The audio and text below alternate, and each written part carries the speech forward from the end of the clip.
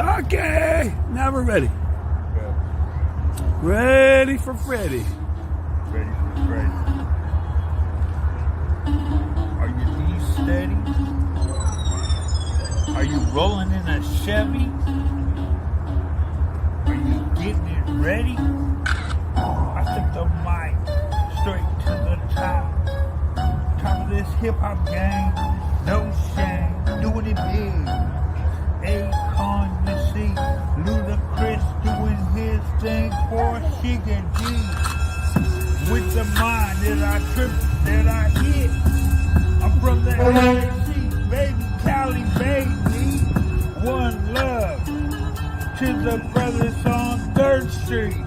Drinking their whiskey and gin. Read your Bible. Pray every day. That's the only way you're gonna make it, man. I'm not Yosemite Sam. I'm Freddie D. Mario Brothers ain't got nothing on me. I stepped once. I stepped twice. That's right, I got advice to make it right. I make it to the top in this industry. I think you wanna be like me for Shiggity. My rhymes are fat, platinum tracks, platinum tracks. Always gonna get the rap right through. Forget you. I walked down a red carpet in case you didn't start it. You heard it now. Booyah. That's right. I do it alright. That's right. I do it alright. That's right. I do it alright. That's right.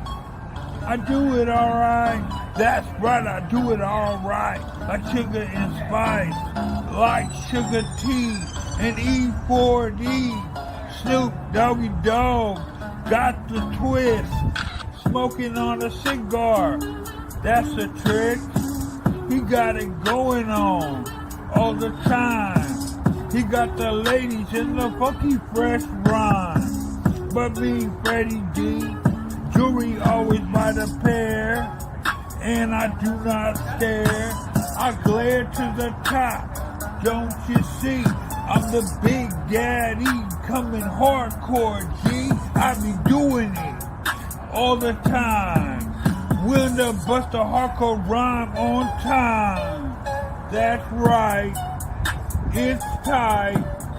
And I gotta go. But you heard my show. Peace out.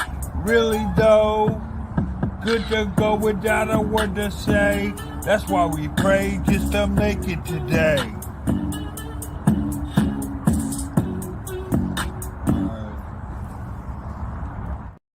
Approaches are, that's where the alignment is between Graham and I. Okay, so what is bringing down the fourth wall project, Graham?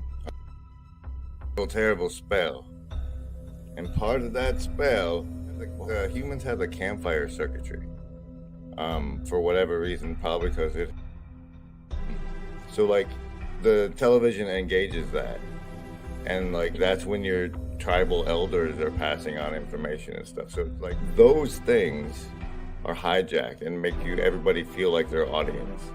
And like if you watch characters in series that do break the fourth wall, and that's what the fourth wall I'm referencing when I do it. It's the wall that behind which you are audience and not a human. So Okay. Hashtag paintball for Jesus, @GrimGrizz, hashtag break the fourth wall. So like, you do like break the fourth wall that doesn't exist and be like, Break the fourth wall a little bit.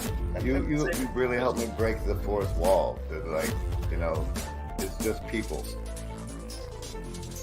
Good poetry is definitely always trying to break the fourth wall. Always tried, as GrimGrizz says, to break the fourth wall to the degree that I can.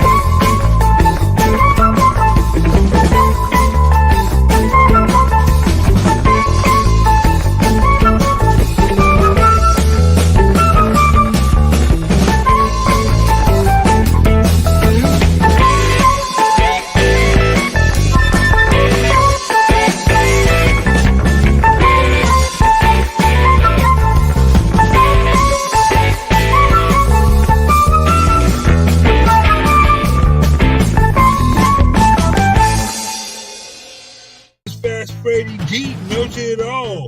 That's my old name, G.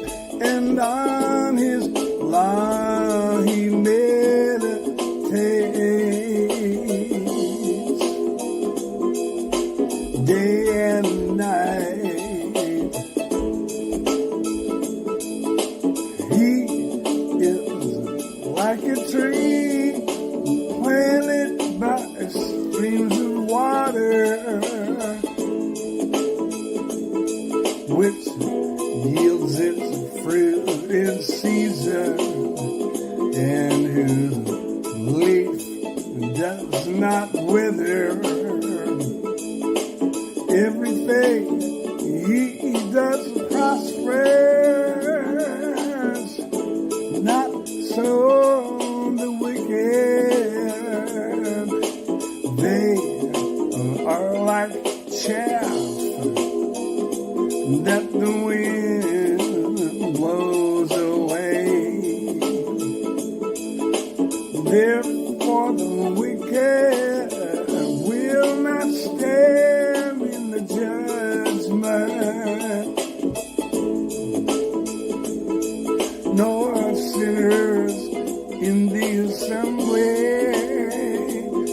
of the righteous. For the Lord watches over the way of the righteous, but the way of the wicked shall perish.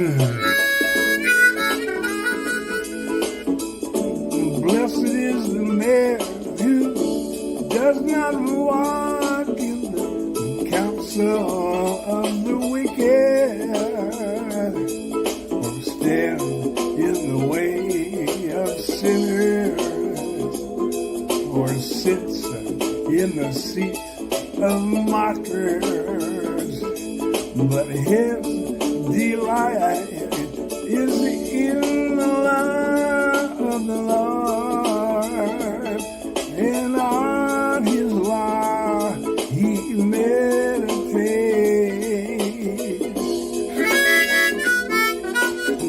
day and night. He is like a tree planted by streams of water, which yields its fruit in season, and whose leaf does not wither. Everything he does prospers.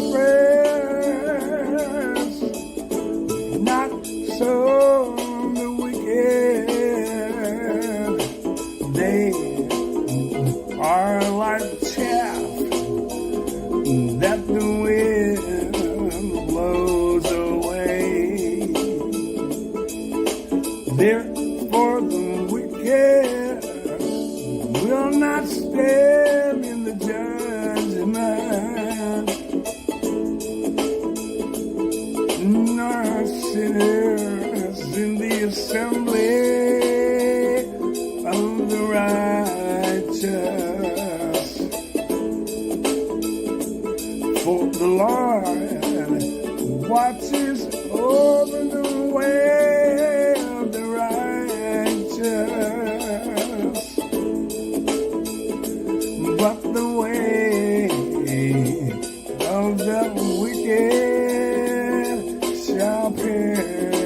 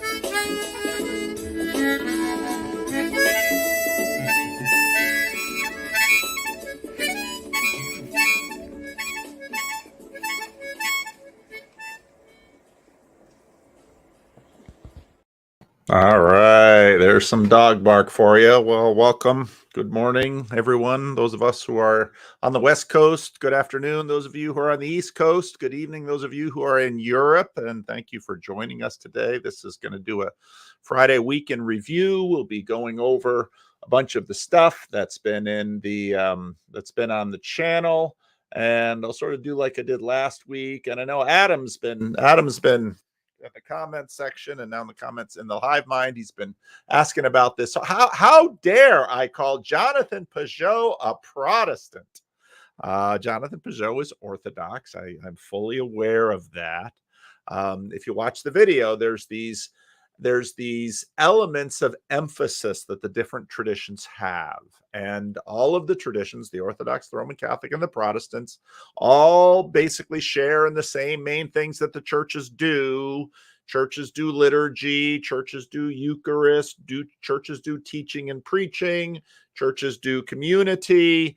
And it's just very interesting that so much of what Jonathan Peugeot has been doing is explaining. He's teaching. Now, again, there's nothing particularly Protestant about teaching. All the traditions do teaching. But what's been interesting about this has been, and this came out in a video a little bit later this week, this immanentizing, which, you know, I saw this early on and I continue to watch it and I continue to think about it, how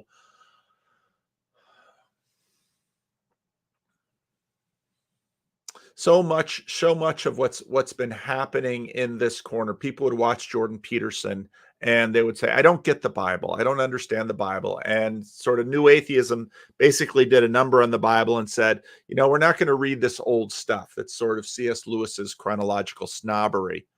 And so what Peterson did was immanentize the Bible in terms of psychology. So when Jordan Peterson reads the Bible, it becomes a psychological and a political book. Because remember, Peterson always has a political edge to him. So if you watch the Exodus seminar, you will see Peterson really working as he's thinking through Exodus and the desert wanderings. Peterson is constantly sort of correlating what he meets in the Bible with, let's say, political, communal, and psychological dynamics. So it's that sort of concordism that Peterson is doing. Peterson is connecting the patterns he sees in the Bible with perennial patterns in human community and human understanding, and that way sort of giving the Bible credibility because it goes back and forth. Now, this is obviously after what happened in the modernist and then fundamentalist reaction to modernity, where there was a lot of concordism with respect to how modernists thought about history, okay? And so what you found in the modernist fundamentalist fight was that modernists kept saying things like, well, such and such didn't happen. And again, what they thought of as happen was there's a thing called events, and there's an event in the Bible, and then there's an event in real life, and those two things have to connect, sort of like a newspaper thing. And that was in modernity how the Bible would have or would not have credibility. And what happens in the modernist period is that, well, when the Bible no longer seemed to be relaying events in the way that we thought about events, then suddenly the Bible lost credibility. But the modernists, there's way too much sunk cost into the Bible in terms of Western civilization. And so they would say things like, well, the Bible is important in terms of morality, but not so much in terms of events. So then when you watch not Jordan Peterson, but then when you watch Jonathan Peugeot this week in his video about one of the most interesting parables that Jesus ever told, Luke 16, the parable of the crooked manager. Now, there's no morality in this manager, and the story doesn't try to sort of schmooze or paint the morality of the manager. And so what modernity does is say, okay, we can't trust the Bible for history, but we'll trust it for morality. And then, of course, new atheism comes along and says, no, no, no, you can't trust the Bible for morality either, even though, of course, the morality that new atheism was promoting was, of course, a version of Christian morality as well. And so now at the end of that, you have sort of Peugeot coming along and saying, oh no, what the Bible is a guide about reality, but it's perennial reality. Again, before that, the Bible was a guide of history, but again, how history was thought of as history is all these little discrete events. Like events are something you could put in an Amazon box. It's this little discrete thing.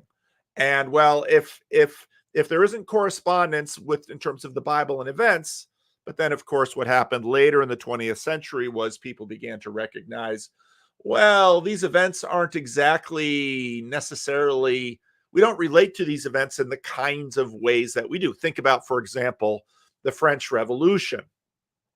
The French Revolution, is the French Revolution an event? Well, there were certainly events within the French Revolution, or think about, let's say, the Second World War. Is the Second World War an event? When we think about the Second World War, we think about the Second World War as an event. But if you go back into 1939, well, Japan had been trying to eat China, and Germany had been sort of taking over different parts of the German language world. And then when it annexes, Czechoslovakia, and then Poland there's longstanding differences with the Germans. Poland is not about to be eaten. And so Germany declares war. Well, when exactly does the Second World War start? Does it start with Japan's move in Manchuria? Does it start with German annexation of Austria?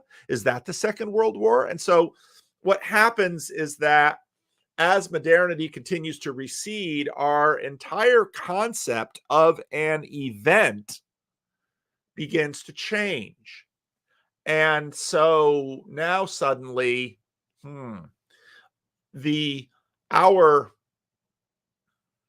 what we think of in terms of as lending the Bible credibility continues to evolve. And so then Jordan Peterson comes along and says, the Bible is a very credible book if you want to understand psychology. The Bible is a very credible book if you want to understand big structural things in terms of tyranny and freedom. That's basically what the Exodus seminar comes out of. Now, they've already met, apparently, and filmed the gospel seminar.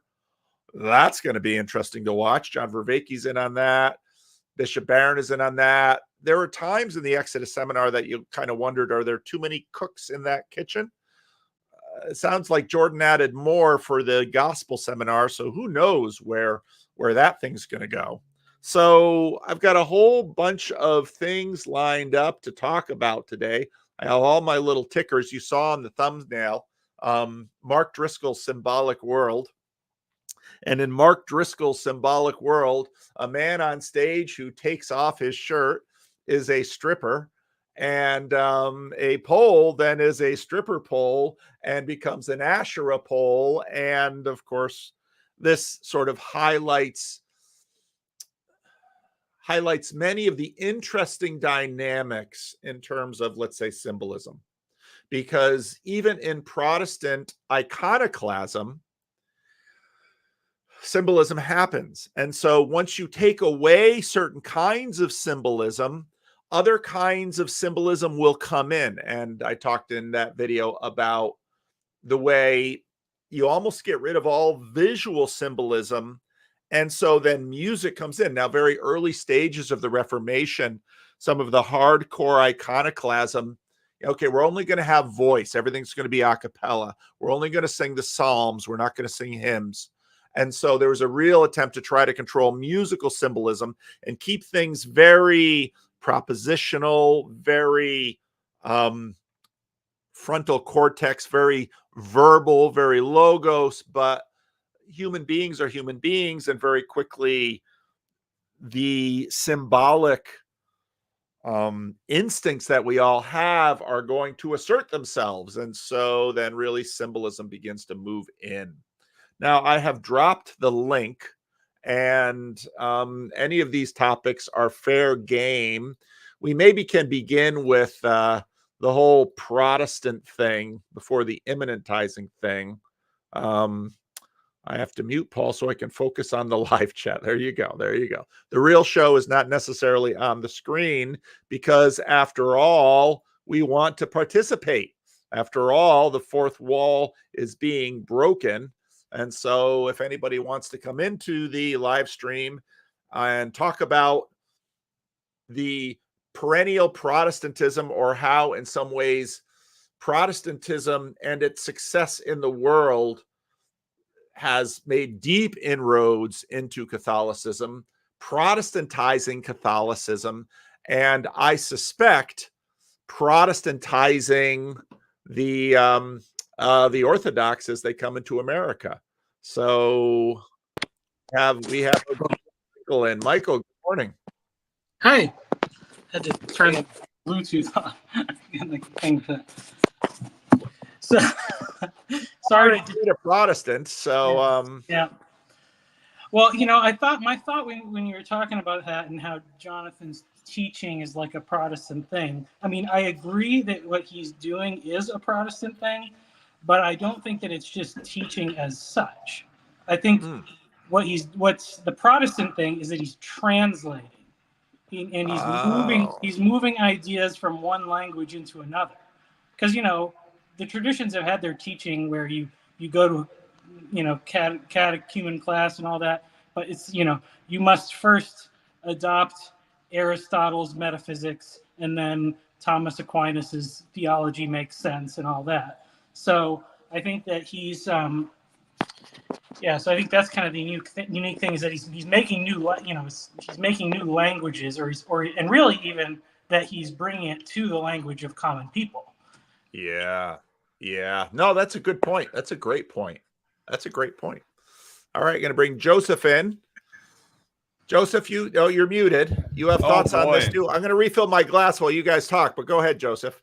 Yeah, no, I'm just hopping in here because I was going a little crazy in the comment section a few days ago when you posted the Orthodox Metamodern video. Oh yeah, that video. Yeah, that video took off like that was a surprise to me. Yeah. Oh my goodness, there was a lot to take apart there, especially because I have you guys are doing all this thinky-talky stuff, and I have a really, real world example here. Basically, to cut to the chase, you have a scalability problem where there's a guy at my parish. I won't get into too specifics here, but he's in contact with because of how Orthodoxy presents itself. You know, you're traveling very long distance to get to church. So he lives very far away from me, and he has a local Pentecostal or Protestant leading figure who is, in a very Protestant way, approaching Orthodoxy as, well, this is the true confession of faith. And when you are approaching Orthodoxy from, I think, that Protestant perspective of, oh, this is the fuller, mere Christianity, the true expression of the right teachings. There's some barriers to entry because it's assuming, oh, I'm just putting on a new confession of faith. I'm finding the balance or the synergy or the synthesis of this dialectic between Protestant and Catholic for the last 500 years, finding it in an Orthodoxy, finding this balance thing. And that's not at all what is happening when you are converting to Orthodoxy. You're basically all of a sudden you're taking on all these elements of Slavic, Byzantine Christendom, and you're entering into a completely unforeseen foreign world. All of a sudden, you're got to figure out how do I chant 2 hours of an orthro service on a Saturday morning. Okay. No Protestant thinking about Orthodoxy is thinking about that. And very few Orthodox even have an idea of how the orthro service itself is organized. So there's all this misconception of what is Orthodoxy. You know, it's not this in many ways, and I'm Orthodox, so this sounds really bad. But if you're really trying to figure out, well, how do I make sense of the last 500 years of Western developments and, you know, deal with this modernity thing? Orthodoxy hasn't even figured out what the printing press is. Okay. We haven't even integrated that yet. Okay. So anyways, I'm going kind of on a tangent now. I probably need Grim Grizz to crack the whip and get this conversation back on track, but that's just I think that's right. And part of, you know, the title I used, which I just put in the crawl, because listening to that live stream and, you know, for example, listening to Sam go after this and just watching Orthodoxy in America. Now there's been some Orthodox priests that weigh in the comment section, but you have the part of the difficulty is you have the no true Scotsman dynamic in just about everything. Yeah. Where, okay, well, what is true Orthodoxy? Well, wait. Can I pause you real quick, Paul? Yes. And it gets even worse. You don't even realize how bad it is, Paul, because in Orthodoxy, we have like 4 bishops of 4 canonical, maybe 5 canonical bishops of Chicago. Okay. And then there's the true Orthodox old calendarist side of things, which are saying, you guys are ecumenists, breaking canons. And in some ways they're right, and in some ways they're wrong. You know, so it's like Orthodoxy is the most disorganized place in the planet right now. We're literally waging a holy war against ourselves. You know, so you're spot on the money. That's all I'm trying to say. Yeah, and it's completely understandable. I mean, and part of what's interesting, especially in this moment in America, where there's this, America is now having this conversation about Christian nationalism. And this now comes up in the UK. I mean, it's all over the West, because what is the relationship between the ecclesiastical structures and the ecclesiastical norms, and then the public civil pluralistic norms? And I mean, whoops. Christian's got to mute YouTube. I'm muted. That's such a rookie. You got the YouTube window open. It's not It's you, Christian.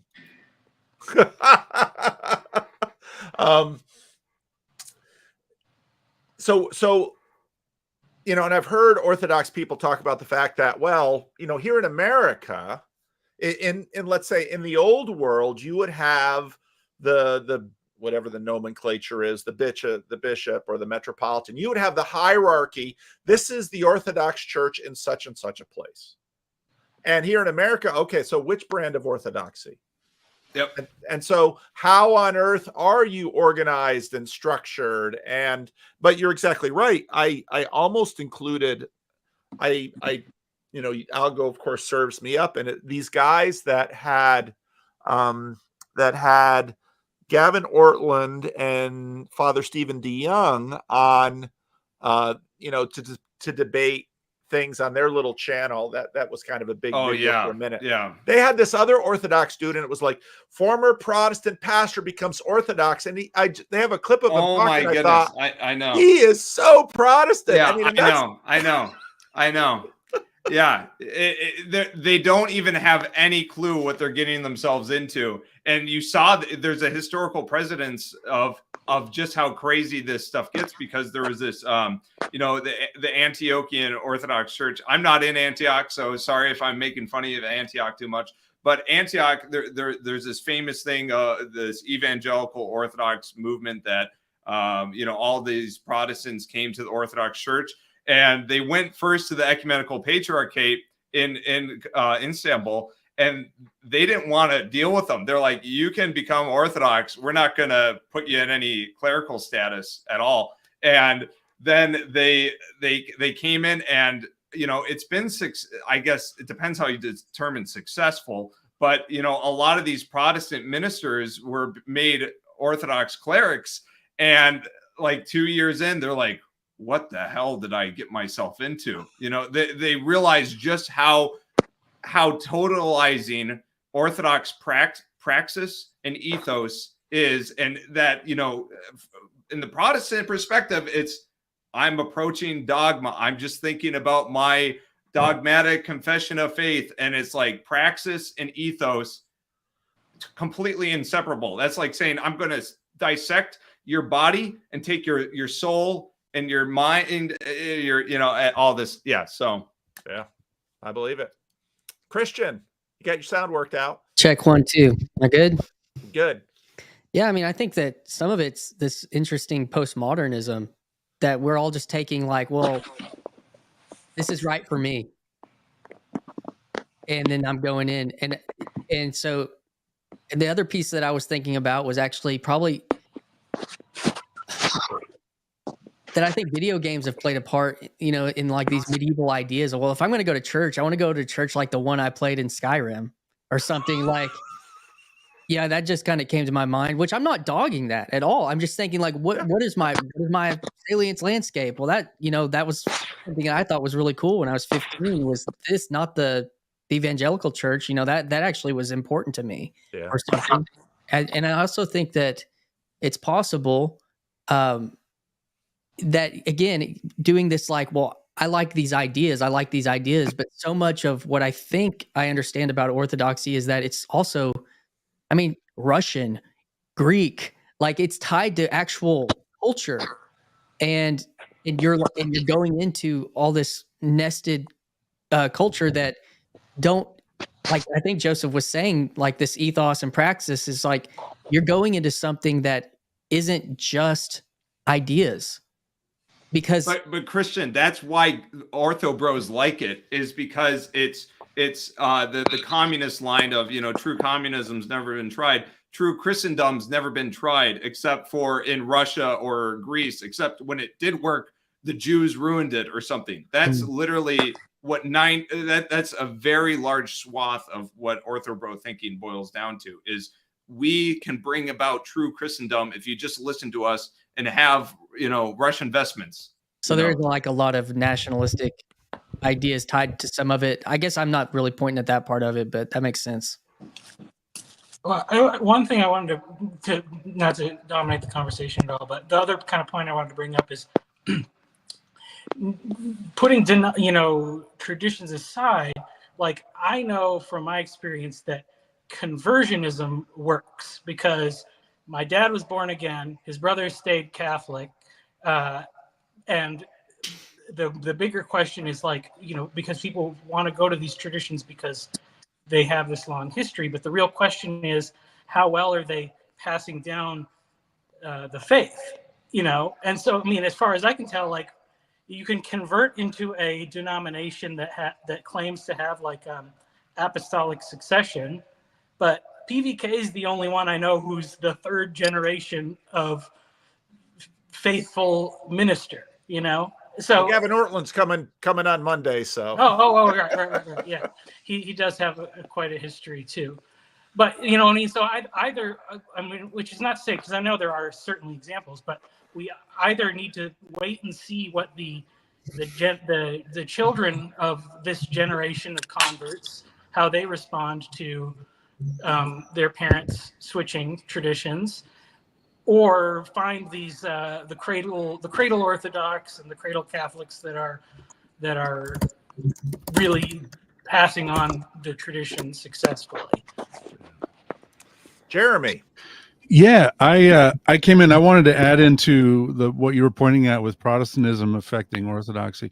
An interesting tension that's there is that when the Greeks came and immigrated, they tried to really embrace the Americana and the American culture. And so if you go into a Greek church that was built in the 70s or in the 60s, there's very few icons generally, and they have pews in there, and people sit for much of the service and stand at certain parts where, and they also have a church organ in there, and they're playing some of these hymns, the hymns on the organ, which is all American introductions to Orthodoxy.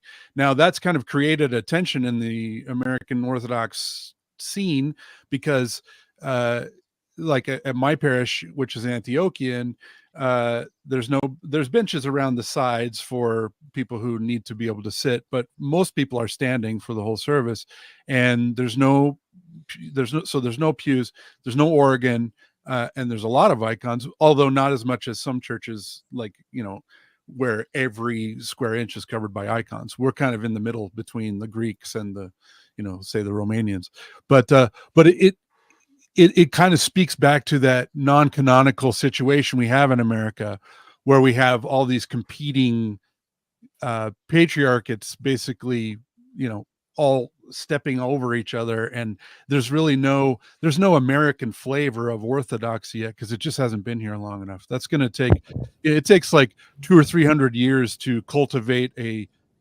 Orthodox vintage of wine for a particular culture, I think. Yeah, but sorry, Jeremy, no, but the crazy thing is, in America, you have a Christian experience from Poland to Portugal that's already present in a crazy mosaic, right? Like, yeah. I live in a town dominated by Bavarian, Czech immigrants, as well as some Norwegian Lutherans.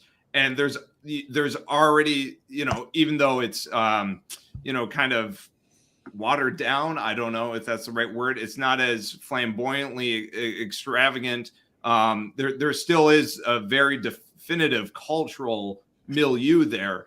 And I think there's some imaginations that we can just take this Slavic, Byzantine, put it in a blender, pour it out, and this is American Orthodoxy. I'm highly skeptical of that, especially because all of these converts, including myself, we are not living next to our churches, which is, that's crazy. That's insanity. But I think it's even more insane to basically say, we're just all going to move next to a monastery, and it's going to be Munster Waco 2.0. Like that's not the solution here. So anyways, St. Joseph the Hesychast says you can be a saint anywhere. I believe it, but it's hard to believe, so. Amen. Well said. Munster Waco 2.0. That's wow. Yeah, and you're seeing it. You're seeing certain people call for stuff like that. So all right, Chad the alcoholic. But it's gonna be more like the ortho grandma who lives up in the California mountains, who has the spa and the Etsy store where they sell the icons, and she's an ex-hippie / Catholic / big box church. So that's what the welcome to the Metamodern Ortho, bro. I mean, it's, and that's the other thing. Like, do you guys ever go around and when you introduce yourselves to people at the grocery store or new people, and you say, "Hi, I'm Chad and I'm a Caucasian. Nice to meet you." It's ridiculous. It's kind of getting old. Every time I hear everybody having to put this disclaimer, I'm an Orthodox, or I'm a Catholic, or I'm a it's like, dude, is this idea, this identity with our tradition that we're in, is that a modern concept in and of itself? And it's crazy. I love the Orthodox service that I went to. It was really beautiful. So I don't have a problem with any of that. But I'm kind of with Sam on this one. It was kind of annoying. It's like, bro, we get it, you're an Orthodox, or it's like, bro, we get it, you're a vegan, or bro, we get it, you really like what are those things that people use, bidets. People who own bidets, they're just like this. Like they have to tell you, dude, you have to get a bidet because it's amazing. And it's like, I don't want a bidet. I don't want to hear about your bidet. Like, I get it. We all wipe our ass, or maybe you don't, but you know. So anyway, it's okay to be excited about something new and important in your life, though. Yeah. Okay. What I hear you saying is like, why can't you just be normal?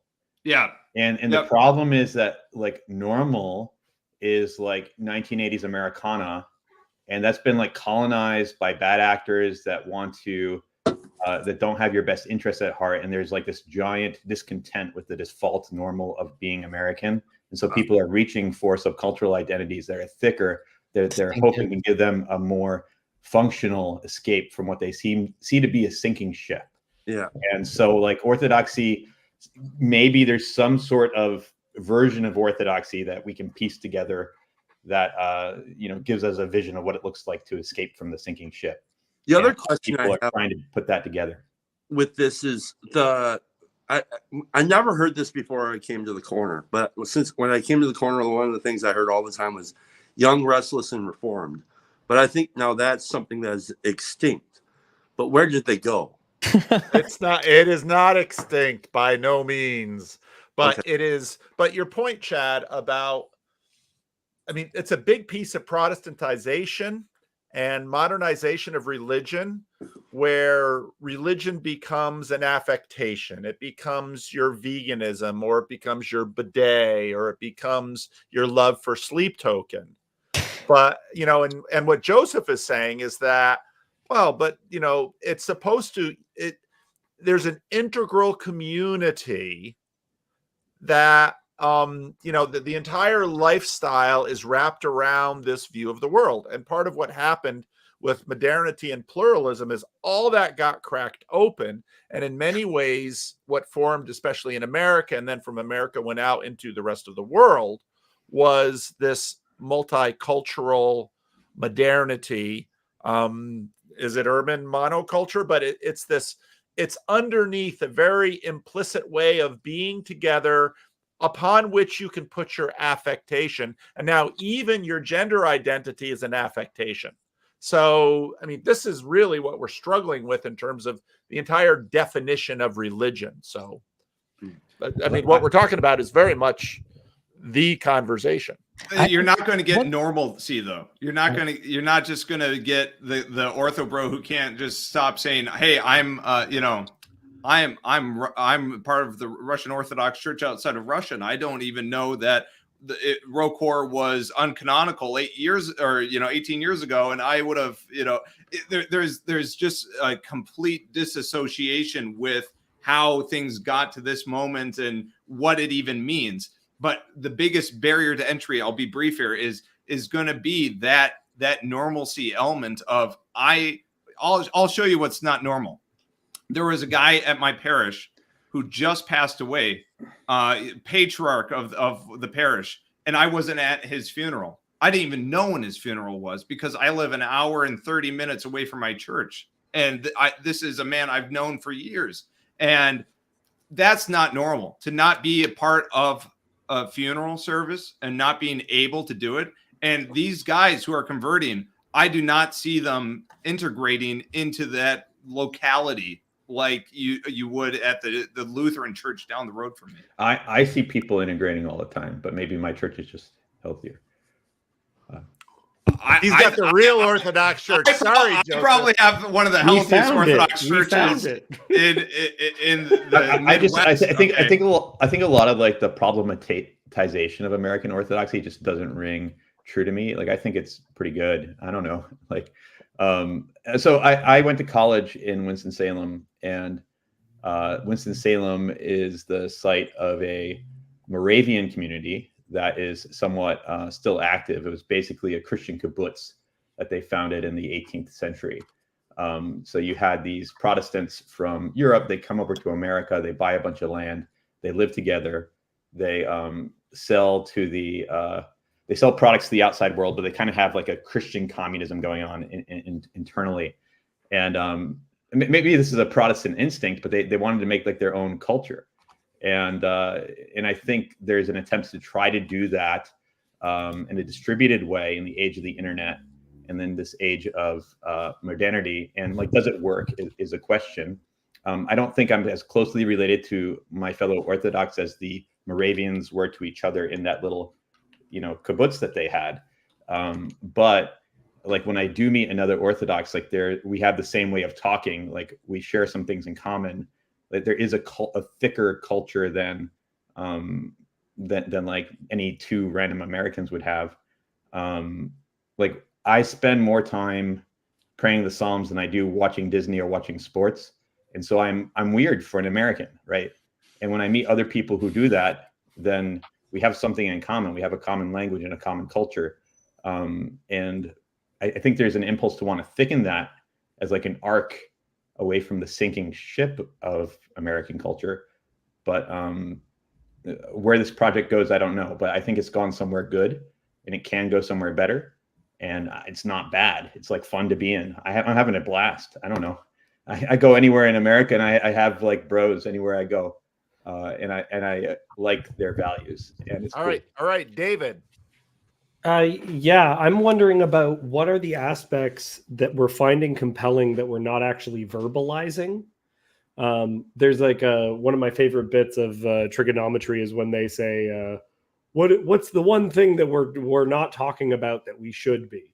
Right? And there seems to be an element of right now about the Orthodox Church that I'll admit, but I'm kind of thinking about what happens after it. Because I see within all of this stuff the issue of the converts. The issue of the converts is everywhere, because the most Protestant part about the Orthodox movement right now is that people are converting. You don't convert to be Orthodox, right? Like when I grew up very Catholic, and when I think of growing up Catholic, it's not something you convert to.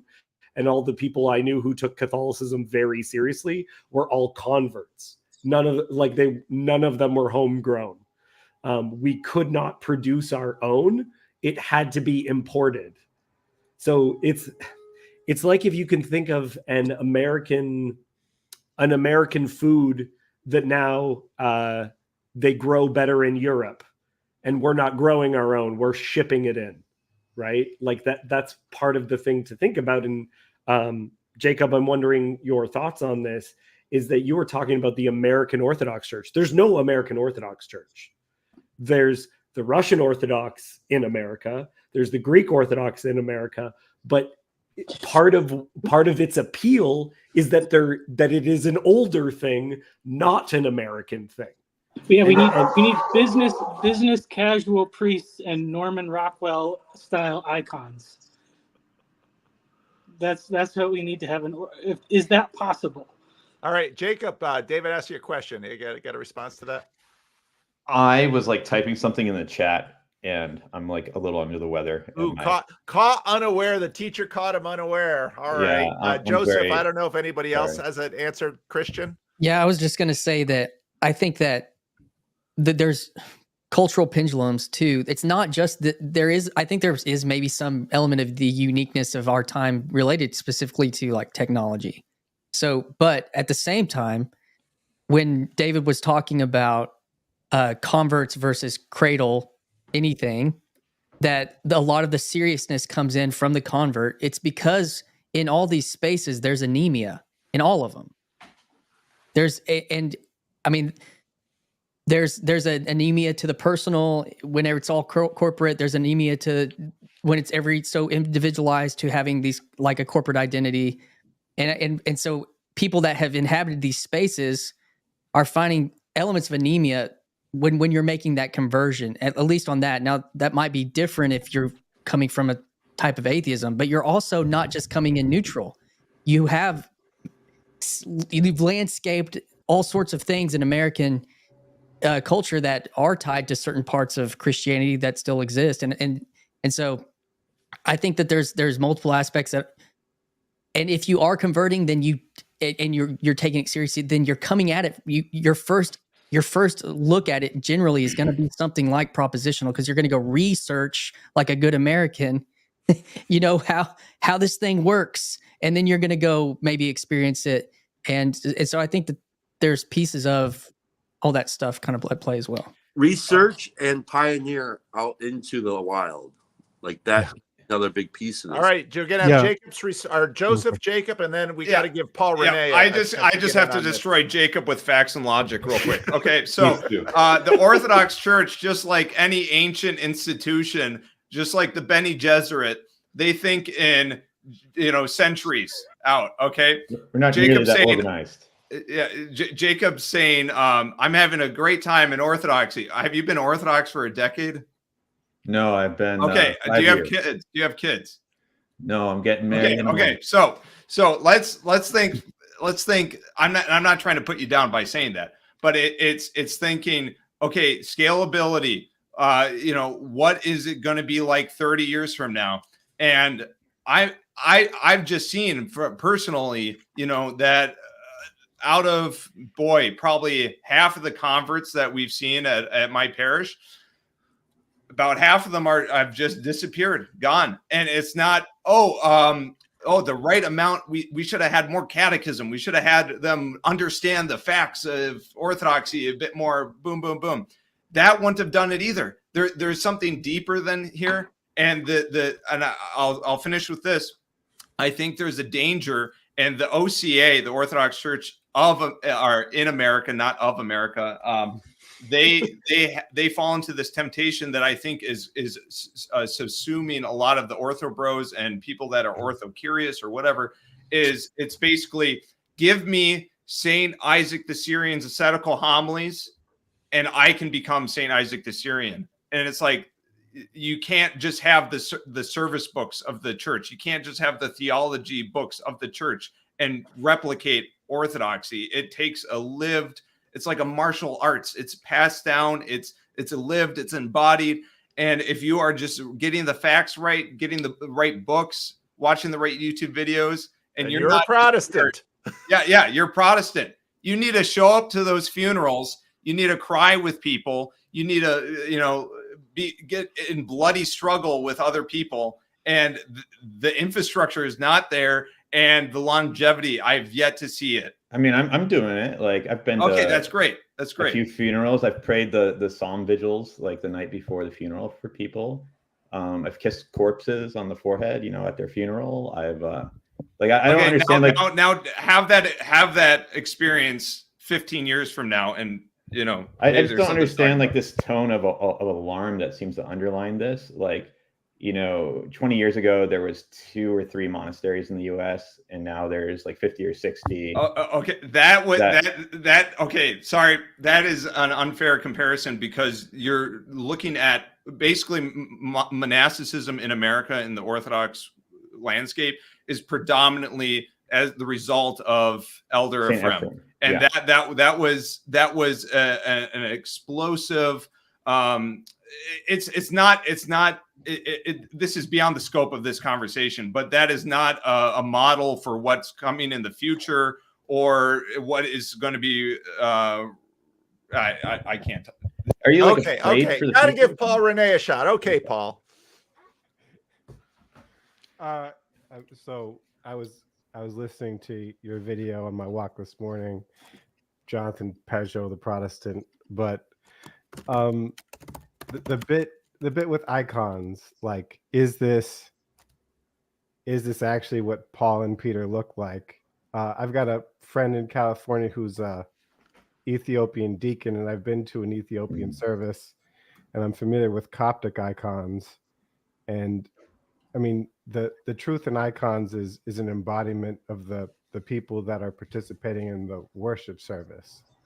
And I didn't convert to Orthodoxy because of propositions. I followed Peterson. It's harder for me to engage with Peterson these days. I'm not going to dig too much into that. But when Peugeot came on the scene, I started following him. And at the time, I was going to a fog band rock machine church, and I was doing it for real. And I was jumping up and down during the air quotes worship stuff. I was volunteering. I was getting involved in all that, and it just kind of it wasn't working. And when it was clear it wasn't working, all I did was, seems like Orthodoxy is working out for Peugeot. Google search Orthodox Church, go to Vespers, and that was pretty much it. There wasn't a whole lot of thought. It was just, God is pushing me to be a Christian. The Protestantism stuff I've experienced doesn't seem to work. Peugeot seems to be on a path. I'm just gonna live it. And if anything, I'm so lazy that I try to study stuff. I don't really study the Bible that much. My prayer life is garbage. But I'm trying to live this out. I talked to my priest. I'm married now, and I have to deal with that aspect. Congratulations. Of thanks, of martyrdom, and it is an embodied thing. And like, I think about, I am Antiochian, and the Middle Eastern immigrants who came into the country in the 19th century and settled and didn't have priests, and Saint Raphael of Brooklyn had to go around doing baptisms and everything on the trains to different communities. They sowed the seeds of what we're starting to see now. And this is going to take centuries. And yeah, you'll have catechumens come, and some of them won't stay. I think the big issue is we need to actually lean into orthodoxy. We talk about godparents as being sponsors now because we don't want to impose this familial relationship between the people that are seeing over you entering the church. Wait. Let me get this straight. In your Orthodox church, you've moved the language from godparents to sponsors? Well, like if a baby's born, we call them godparents. Yeah. But we're reluctant about doing that for but it's but again, that's a very AA language. And so again, I mean, let me be clear. I celebrate the coming, the revival, the flourishing, the growth of the Orthodox in America for exactly your story, Paul. I celebrate that. And I have absolutely no insecurities about the fact that you left a smoke machine Protestant church for an Orthodox church, and you're being pastored and counseled and led and enfolded. I celebrate all of that, but I also want to have a real conversation about church in America. And there's no trying to dump on the Orthodox. No, that's not my goal. And I just want to finish that out. I think, my godfather was a deacon when I was baptized and is a priest now. And I say godfather and godmother, and I think catechizing ideas is not going to keep people in the church. Building relationships is going to be in the church. Keep people in the church.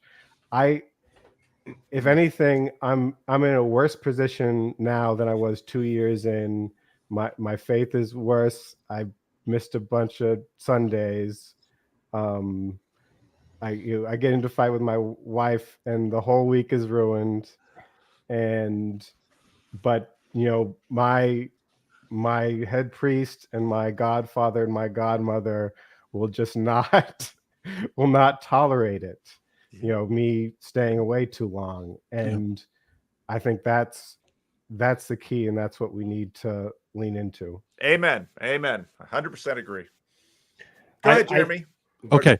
I wanted to kind of tie into way long ago when David said, what are we not talking about Orthodoxy? And one thing that came to mind when he said that came from Jordan Hall and Karen Wong talking this week, was Jordan Hall talking about like the need to have thought-stopping technologies in your life where you can quiet down your left brain to actually begin to experience the world. And he mentioned Zen, and I was familiar with Zen, and I was in Taoism. I did Taoist meditation for years, but when I got into but it didn't work. Like my left brain was as bad as ever. And it was the whole, I have to read every book in the world about Orthodoxy to learn about Orthodoxy.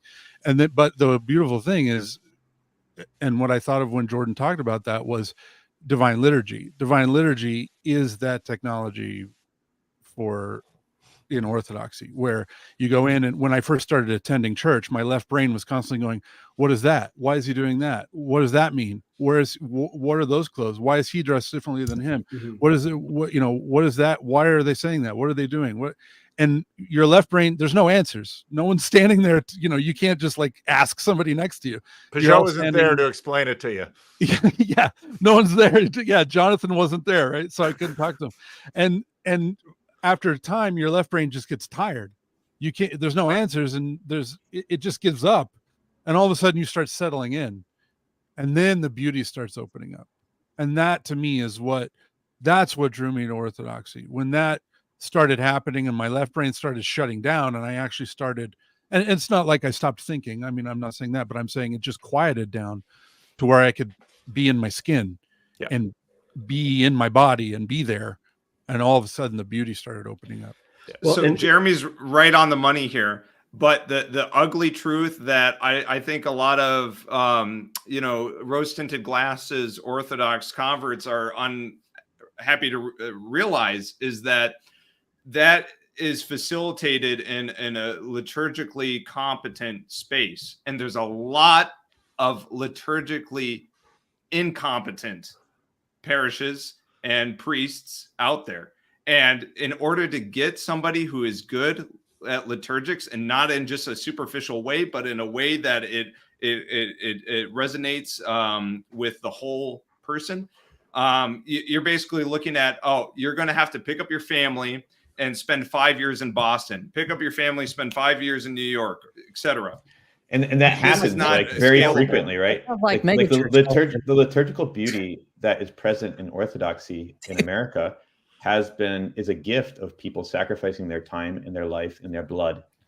And to the extent that we have it, and it's not everywhere, like you say, there's liturgically incompetent churches, and a lot of times those are the majority of Orthodox churches. I've been to a lot, and the majority are liturgically incompetent. Maybe I'm a snob. Come here, I'll show you many good ones. Sure. But like, in a lot of times, even the liturgically incompetent ones, those are the early stages of someone trying to make that sacrifice to open a mission church or something where they don't have a chanter.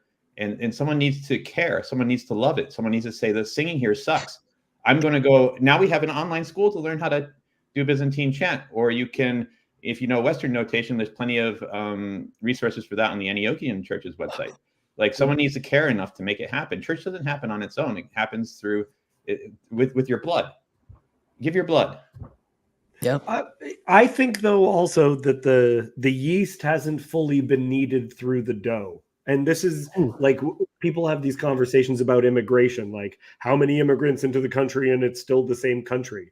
How many Protestants into the Orthodox Church, right? Where if the most passionate people are all converts, and the way of thinking, it like you don't have these, you may have Orthodox parents, but you don't have Orthodox grandparents. Right. So there's these different elements that have not fully worked their way through.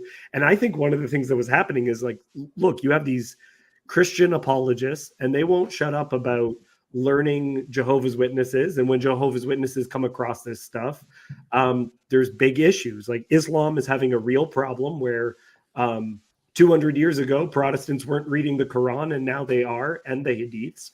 And these apologists are just now beginning to understand Orthodox theology. And so this Protestantism that we see as this deconstructing thing that's breaking everything down, it has not come for Orthodoxy yet. And it's just starting now. They are just starting to learn the arguments to come for you guys.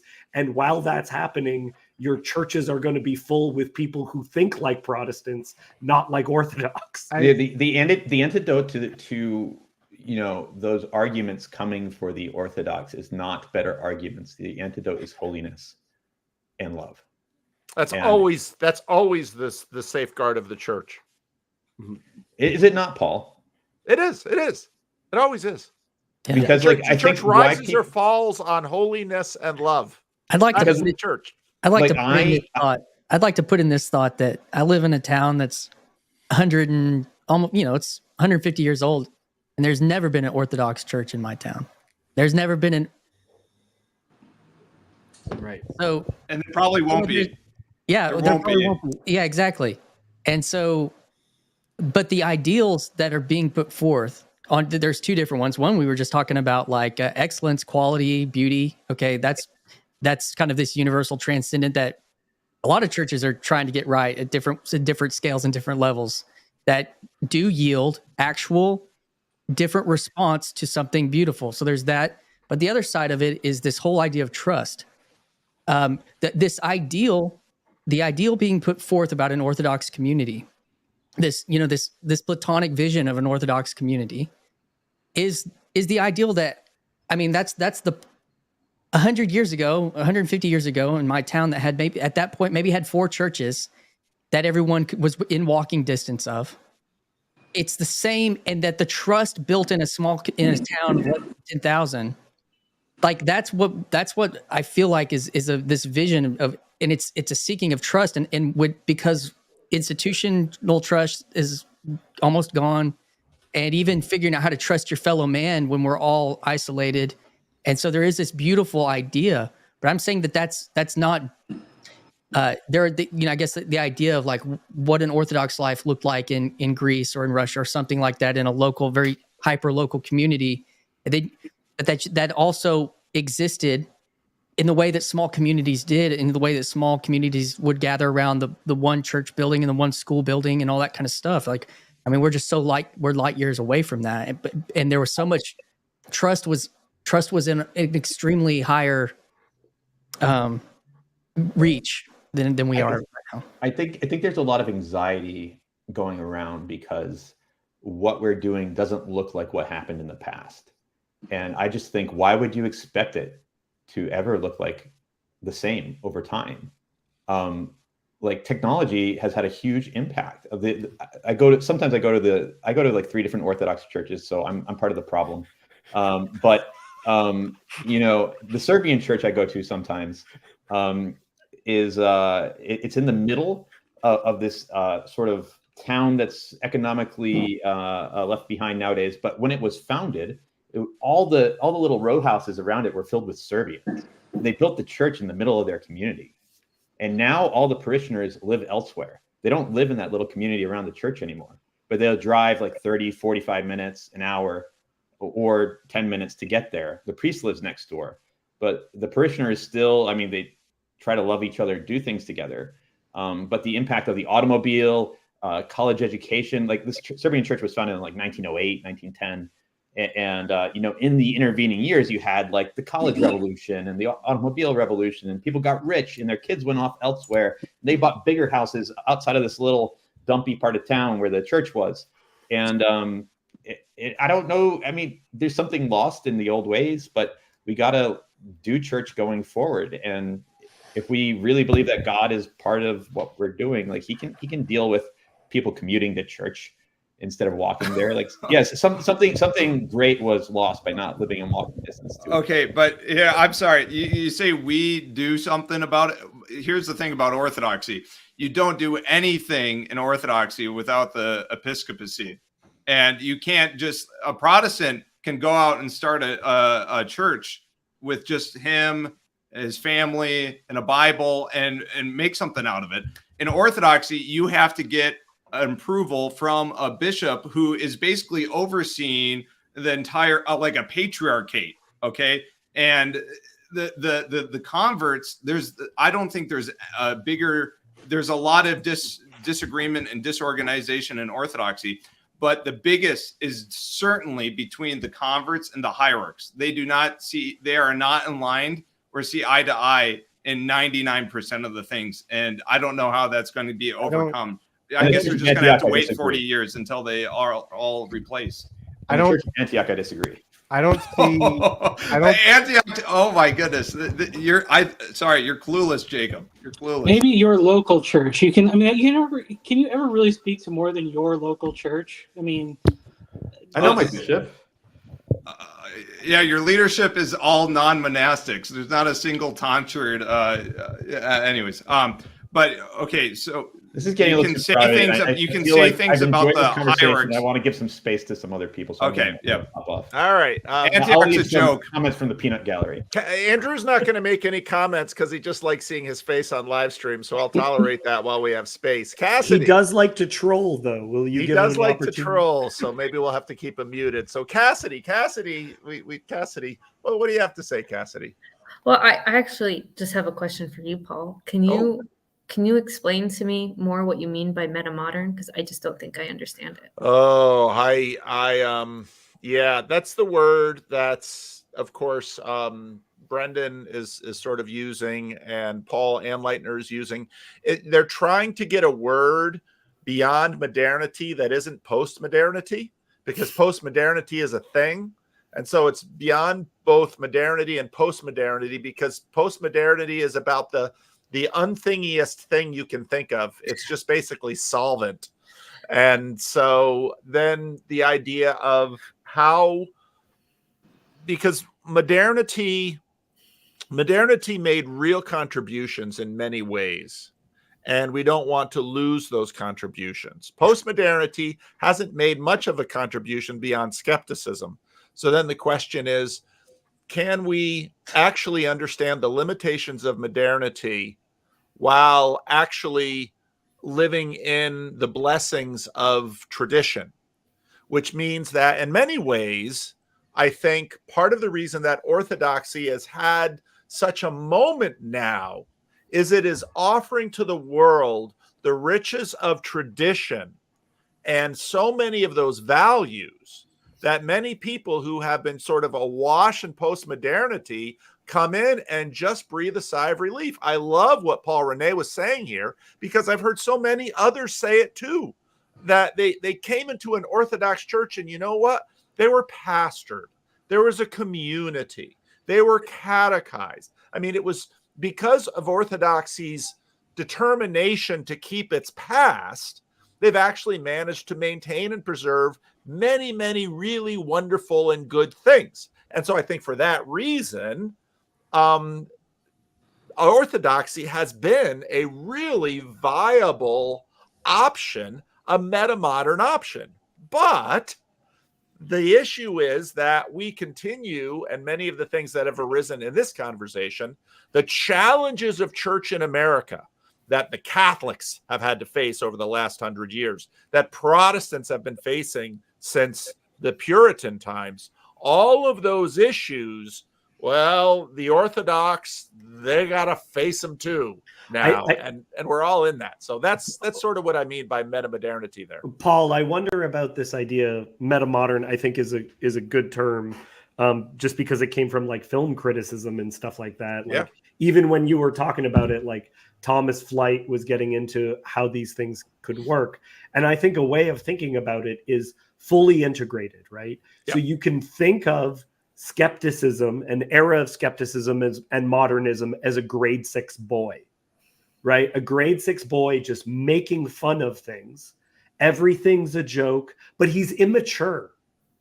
You can't, okay, you do this and now you get a high school girlfriend and all of a sudden you can't just be joking about things. You actually have to present your feelings.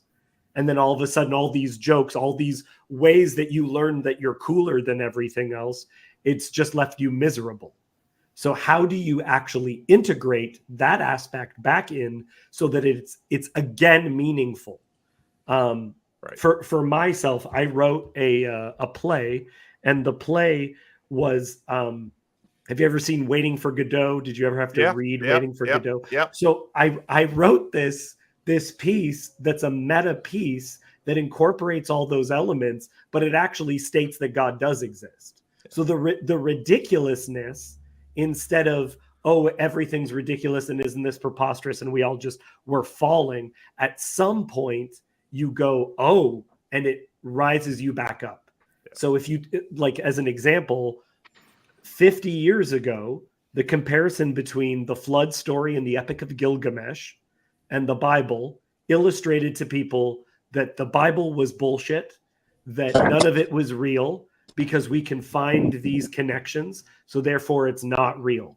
Whereas now, the metamodern turn is now we're going to compare these texts and make the Noah story more meaningful. Yes. Now we compare them and go, yeah, but the Bible's different, and those differences mean this, and all the ways that it's the same, it means this. And instead of the grade 6 boy bringing up his arguments, which are legitimate, but just leave him with a kingdom of crap, instead it's like it becomes more and more clear, and you get from all of that doubting, you actually at the end get a faith which is stronger and it's now beyond these things. It steps past the cynicism that postmodernism creates, that because everything's relative, nothing matters, collapse, boom, cynical about everything.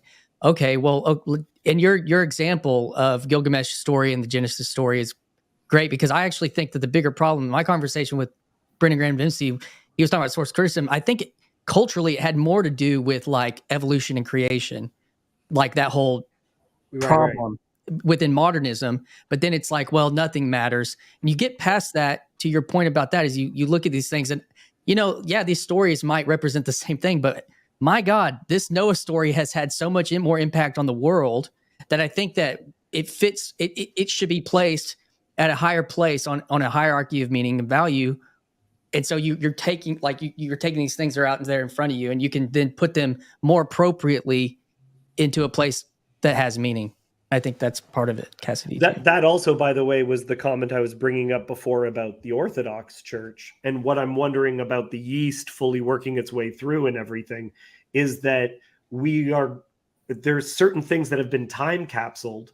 And because they're time capsuled, we say, look at how durable this thing is. But it's like, look, the Dead Sea Scrolls were preserved because they weren't exposed to the rest of the atmosphere, the rest of weather. And if you actually got them together, then the Dead Sea Scrolls just fall apart, right?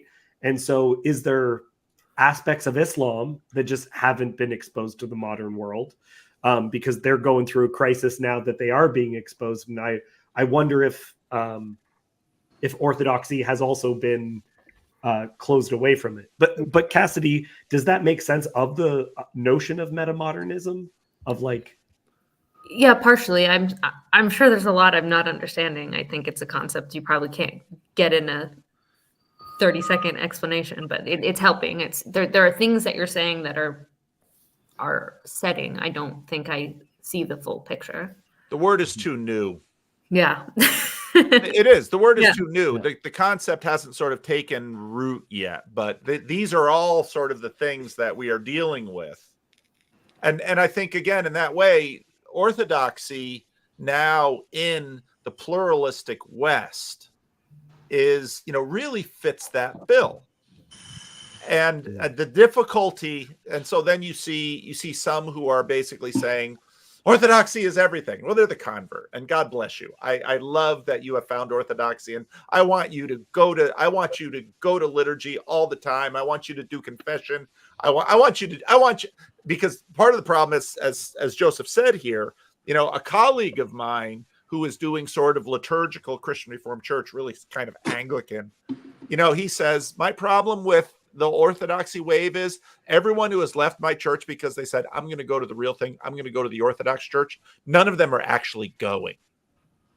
In other words, there's a sense of the promise of finally we can undo part of the problem of modernity by getting before it.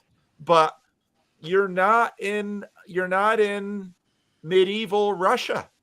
All of those, I know, shocking though it may be.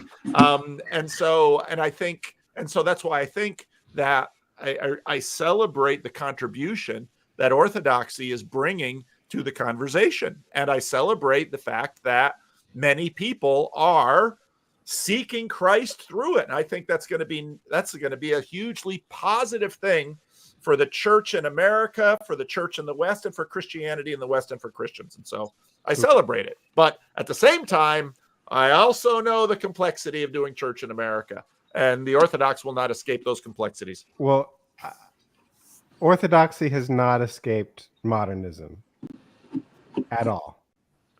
I mean, the obvious example is Soviet Russia.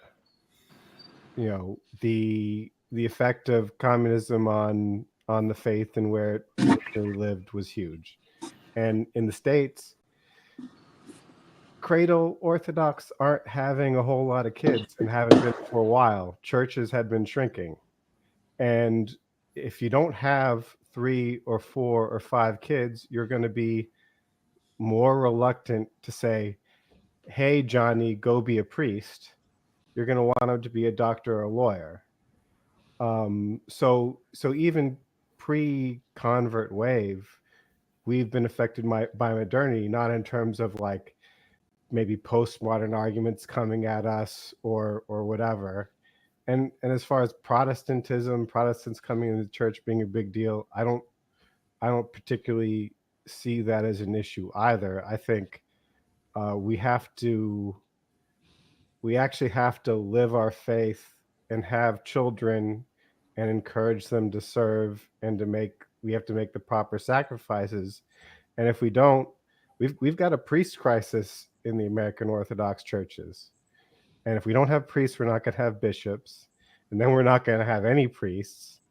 And you're going to have no one to do your funeral and no one to marry your kids or your grandkids. And that's the real crisis, not some... And then you'll have what the Anglican Church has. I went to synod for the Anglican Church one time, and it was just full of a lot of autistic people who really liked the pageantry.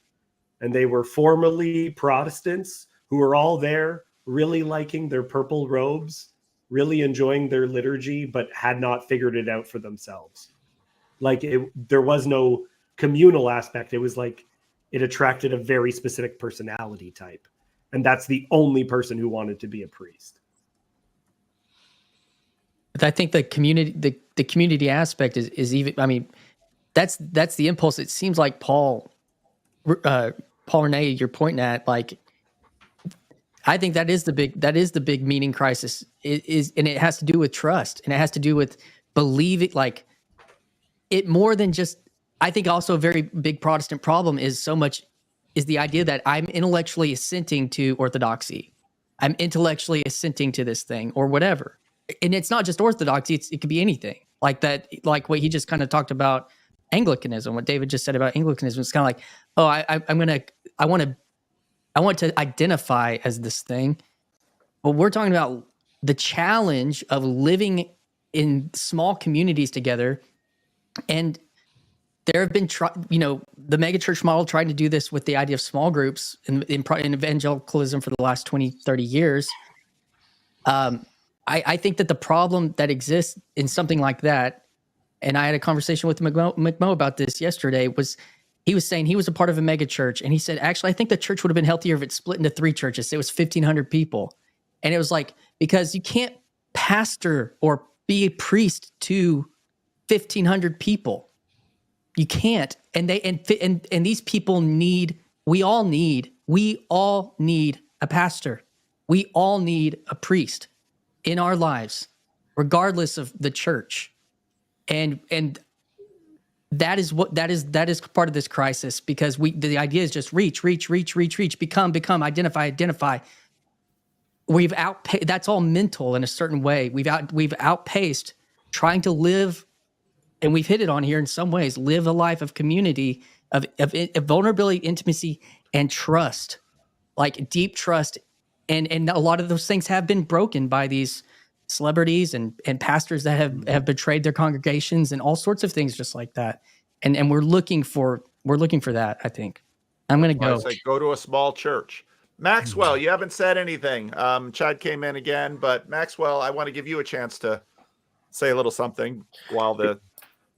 Hey guys, great to be with you all. So I just picked this book up, The Mind of the Maker by Dorothy Sayers. Oh yeah, it's a good book. I don't know too much about her, but I'm going through the first chapter, and the first chapter is called The Laws of Nature and Opinion. She has this line. She says, the universal moral law or natural law of humanity is discoverable like any other law of nature by experience. It cannot be promulgated, can only be ascertained, because it's a question not of opinion but of fact. When it is ascertained, a moral code can be drawn up to direct human behavior and prevent men, as far as possible, from doing violence to their own nature. And I think that is what we've been experiencing, is kind of a violence of our own nature. And we're like, okay, things are not working. We need to find out, we need to ascertain what the real truth is through our experience. And we're going back, like Jordan Peterson's a great example. Look at the experience of the past. This is what we can ascertain. And I think, and so I think this is relevant to the conversation, because then, like, that's what Orthodoxy is kind of providing for all church life, people going back into church, is because we're experiencing this truth. This is something that is part of our own nature that's good for us. And yeah, I think that's really what I wanted to add to the conversation, is that it's gonna take experience, and maybe and patience, and maybe, and like you were saying, Paul, like, the church survives through love, and that's not, I mean, I'm not an experienced Christian or anything, but like, that doesn't have a denomination or anything like that. Like, following Jesus is like, I'm a big Brene Girard guy. I really like what he has to say about anthropology and Christianity. And he said, me and a group, we read Brene Girard a lot, reading his last book, Battling to the End, which has a lot of apocalyptic themes. Yeah. And so he says in there, in one of the chapters, he says, what saves is the understanding that there is only one good distance, the imitation of Christ, in order to avoid the imitation of men. Mm. This perspective is the only thing that could have enabled humanity to avoid the worst. To imitate Christ by keeping the other at the right distance. So, like, the right distance, what is that? Like, you know, is to escape the mimetic whirlpool, no longer imitate in order to no longer be imitated. Mm. So, like, we're not going to do the tit for tat violence.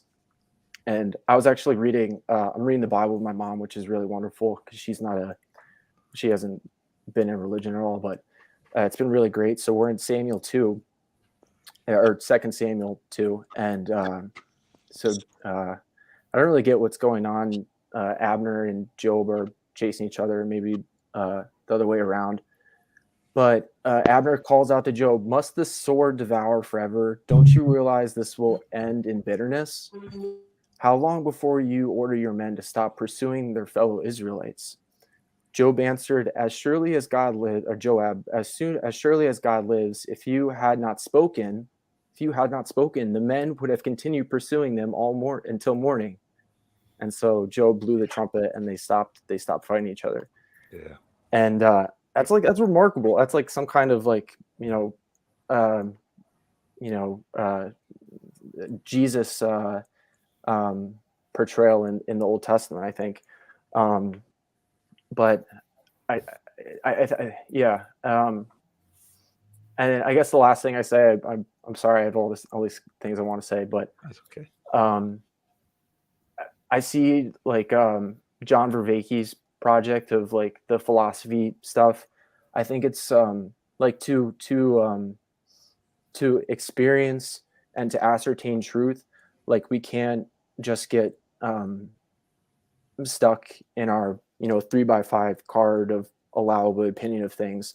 And that's why, like, we can ascertain truth, and I think we're seeing that with everyone going to church and stuff and trusting Jesus more than themselves. But at the same time, we need to have philosophy in the background as, like, this kind of, the Socrates of it all. Like I know that I don't know, and so there's something more. There's something, there might be another question to be asked, or something like that. Yeah. And so thank you, Maxwell. That's all I wanted to say. Thanks for coming on the stream. Appreciate it. Yeah. La Famiglia, a voice, a very wise commenter whose face we don't see enough of. What say you, Famiglia? The GL is pronounced like a LY. It's Italian, so. But anyway, Yeah, I but I'm a Yankee, so I'm gonna yeah. butcher it. Yeah, that's what you do in New Jersey, right? Okay, is. so meta modern, Cassie, my take on that. Um, the way I see it is that um, with modernism, part of what we did is we tried to put everything inside of a little box, right? A materialist box, right? And the only thing that's really true is the stuff that fits inside this box that we can reach out and touch and measure and things like that, right? And postmodernism came along and basically took a sledgehammer to all of it, and basically left us with nothing solid at all, right? I think modernism tried to over capture, right, the phenomenon of existence, right, and tried to put it, make everything mechanistic in a way. Even our theology and how we think of God is in many cases very mechanistic in that modern framing. But then, and then postmodernism, basically said, oh, well, it's all the same, right? And I think what metamodern is, the term aside, right? I think where we're headed is to try and figure out, well, what can we actually say is solid?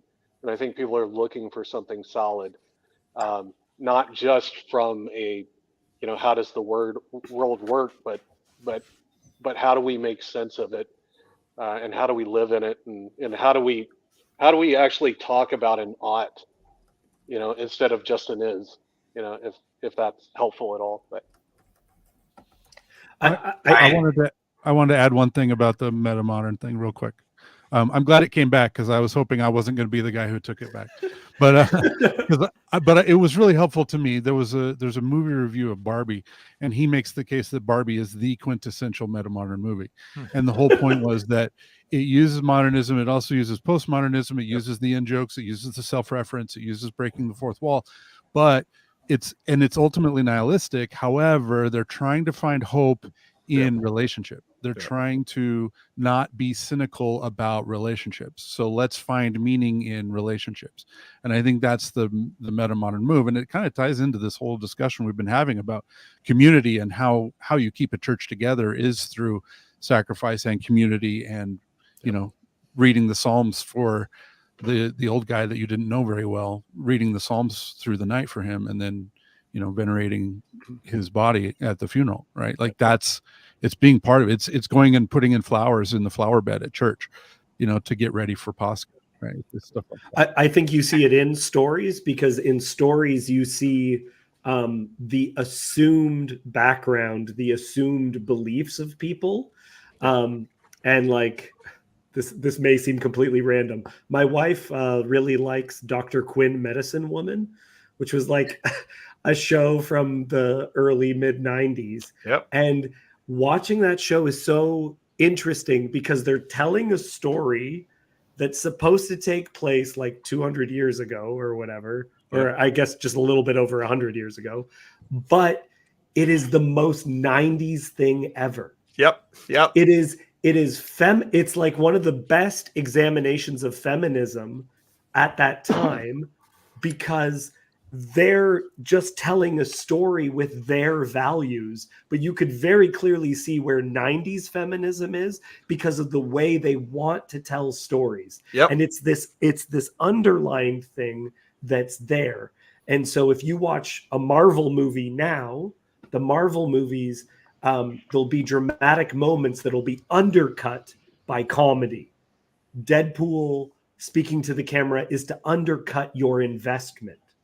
But what metamodern pieces are doing is we're going to tell those jokes, but then we are going to, like in a Coen Brothers movie, there's humor, but it doesn't matter that there's humor. It's still terrifying. It's like the Ready Player One, right? I mean, that's a metamodern film. It gathers in all of these huge cultural artifacts and then tries to tell a story. The reason why I like the Ready Player One example is because the characters actually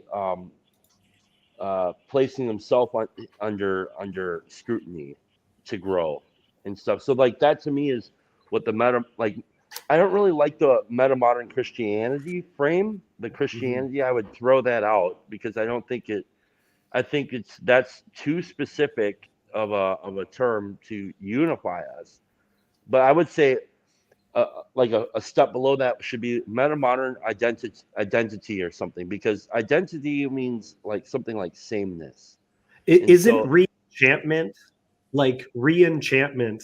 So the reason why I think meta-modern identity is a stronger and better frame is because in the postmodern, I'm critiquing everything else and breaking that apart, like we said. But my understanding of the meta-modern idea is I critique where I'm at. Where am I standing? And then All right. and that's where the frame changes. I got it. Nate's been sitting patiently for a while. We're gonna give Nate a crack, and Grizz is complaining because I'm not making good on the title and the thumbnail here. So I know that the ortho conversation is dominated. I'll step out. So at some point I might clear the deck and we'll talk about Nate, something going on with your sound. You can't hear me? I'd like to cast a quarter into the hat at some point myself. Are you not? It is you. There's somebody running a weed whacker. No, anyway, so say your piece, Matt or Nate. Yeah, sorry about that. I thought I had the background noise filter on enough in order to not catch it but there's a carpenter working on our cabinets in the kitchen. So yeah, that's what's here. And I got on. First of all, I wanted to say before I poke at you, David. I wanted to say I've seen you on the streams lately. I think you've had incredibly intelligent, insightful things to say. But the reason I got on and decided to take my lunch early is basically you just decided to call all North American Anglicans autistic weirdos based off of one experience at Senate, and I didn't think that was very fair. And given the fact that I share my channel with a whole bunch of Orthodox, and that I've been very nice to the Orthodox, I didn't really think that was called for. So that's pretty much it. That's why I'm here. I hope it comes from someone who is on the spectrum. We'll just say that. Because remember, if you are at a place filled with autistic people, all in fancy garb and a bunch of weirdos, if you're at a party and everyone there is a weirdo, I am not saying I am separate from. I'm not stuck in traffic. I am traffic, right? When you're in traffic, you are traffic, right? Yeah. Well, now that I know that you identify as being on the spectrum yourself, I have not nearly as much problem with it.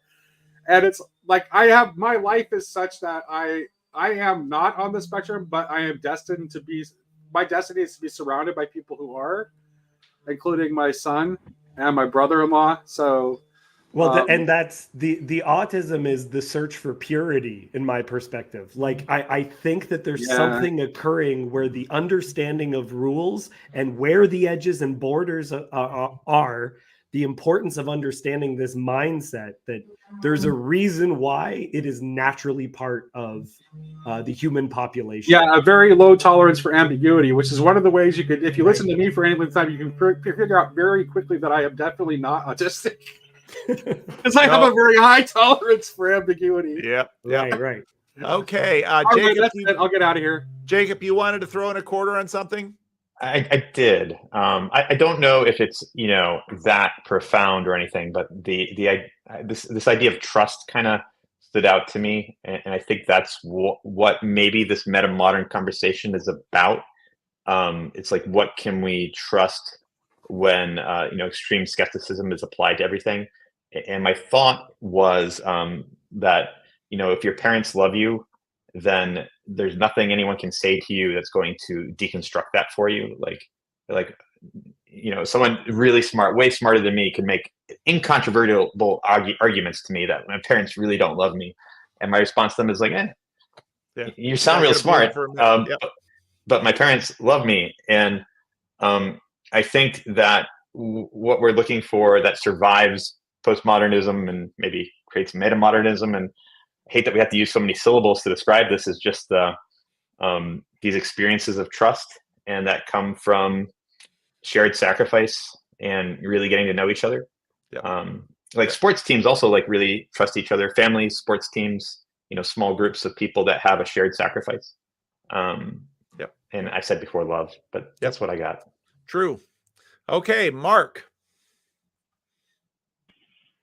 Can you hear me okay? Yep. Okay. Yeah, well, modernism, I'm guessing, won't be dead until we stop referring to it. As long as you're saying you're postmodern, you're metamodern, you're neo-modern, who knows what's going to come up next. Yeah. Modern will be the dominant worldview, or modernity. Yeah. So that's that kind of Wokal distance point about Jesus coming back into the conversation. That is, as long as he's mentioned, he's setting the term. Yeah. Yeah. Exactly. Yeah. It's kind of setting the terms of the dialogue. But with that said, what you talk about, Paul, about going to church and go to a small church. I think then somebody else in the comments piped in and said, well, small churches have their problems too. It's all true. Wherever you go, it's all problems. And where young people particularly young adults really have a problem with small churches is finding peers. Yes. Because they're all on the hunt for friendship and love. Yes. And small churches aren't a great place to find that. Which then makes me think. Well, if they all start going to small churches, there'll be plenty of them there. Well, yeah, right. Which brings us back to the problem of modernity and materiality, which draws them away from the church because there's all this tasty stuff, right? And modernity, we're swimming in sensuality, and that's the pull away from church. And small church is not very sexy. It just isn't. Not sexy at all. Which brings me to mission. Why are we doing this? And at 60, I'm finally beginning to see why do I want to help my little church grow and build and be strong enough? And the mission is, it's Luke 17:1. Obstacles, temptations to sin will come. Woe to them who bring them about. But the mission of the church is to catch all those who got caught by temptation. And it just seems like the mission of the little church is to be the place to catch people once they wake up and to catch all the prodigal children. Yeah. And I, so Tuesday I had my usual monthly pastor gathering with our other CRC churches in the area, which are all little. And so I asked them, I said, tell me what's going on in terms of evangelism in your church. And what's happening is each church had one or two people who through some strange thing found their way there. And the pastor is doing basic discipleship with that one or two persons. And this, and I heard, you heard it with Paul Rene. This is the work of the church. And no, you're right. And it's hard to scale, but that's why little churches, there's so many of them and they're so important, but they're hard. They're hard places to work. So yeah. All right. Thank you, Paul. Noah. Yep. Yeah. I came in when there was a conversation about metamodernity and about stories. Yes. And my experience with metamodern stories, one that comes to mind is Everything Everywhere All at Once. Yeah. Is that they try to make the connection at the very end, the reunification, and it fails miserably. And they don't know how to do it yet. Yep. And in the end of that movie, there's a certain idea that's like, oh, it's all meaningless, but you know what? We have family. And then and they all come together. I'm like, I don't understand how you can come to that conclusion that's like a valid way to kind of put a bow on everything. Right. And I think that's where a lot of the work is right now, is finding out what is the destination of metamodernity. Yep. It's a lot of exploring right now, and I'm not sure if anyone has an idea of where it's going to go. I think you're dead right. And the irony about America is regularly on America mass media here, family is the most important thing. And then what happens every Thanksgiving? I don't want to go and be with those people. What happens in terms of divorce? I mean, what happens in terms of how many randos conversations where, you know, it's been the explosion in the middle of their family that has driven a truck through the emotional world of the people. And so it's like compensating much. Family is the most important thing because my family is a mess. I mean, it's, yeah. Well, You don't need to take much past a freshman introduction to psychology to say, I think something's going on here. So. Well, it requires a certain kind of sensitivity. My wife will watch shows and she'll say this is nihilistic. Yes. And it won't be philosophical, the show, at all. It's like, is the purpose of all of this storytelling just to unwind anything, like just to create doubt, to tear everything apart? And Noah, I think a lot of those works that are trying to be meta-modern are just nihilism. Like, because the nihilists tried to, we must picture Sisyphus happy, right? And it's like, so a lot of this quote unquote, that's why I'm wondering if, what's it called? If re-enchantment might be better than meta-modern, because what some people are defining as meta-modern is actually just nihilism trying to be happy, right? Like, we must picture him happy. And it's just like, yes, but we can't. Right. So now what?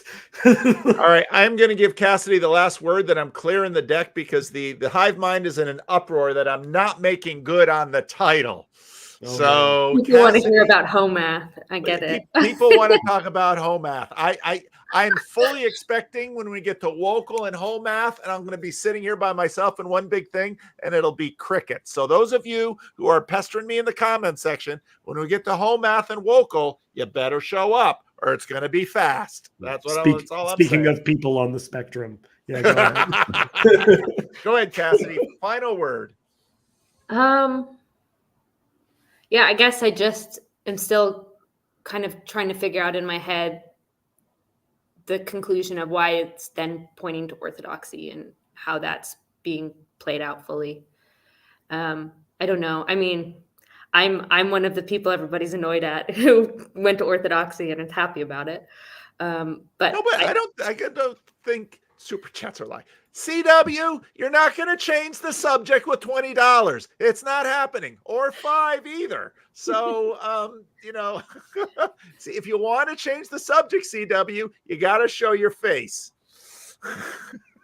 Anyway, go on, Cassidy. I think that I hear some defensiveness, which I completely understand because of course. I say it tongue in cheek. I'm not upset because I get it. I think. And I do think online representations of orthodoxy are very different than what I've seen actually in churches. And I don't think you often get the sort of bittersweet nature of what it is to convert, because you are basically leaving a culture for another. And in my case, I didn't quite have an option.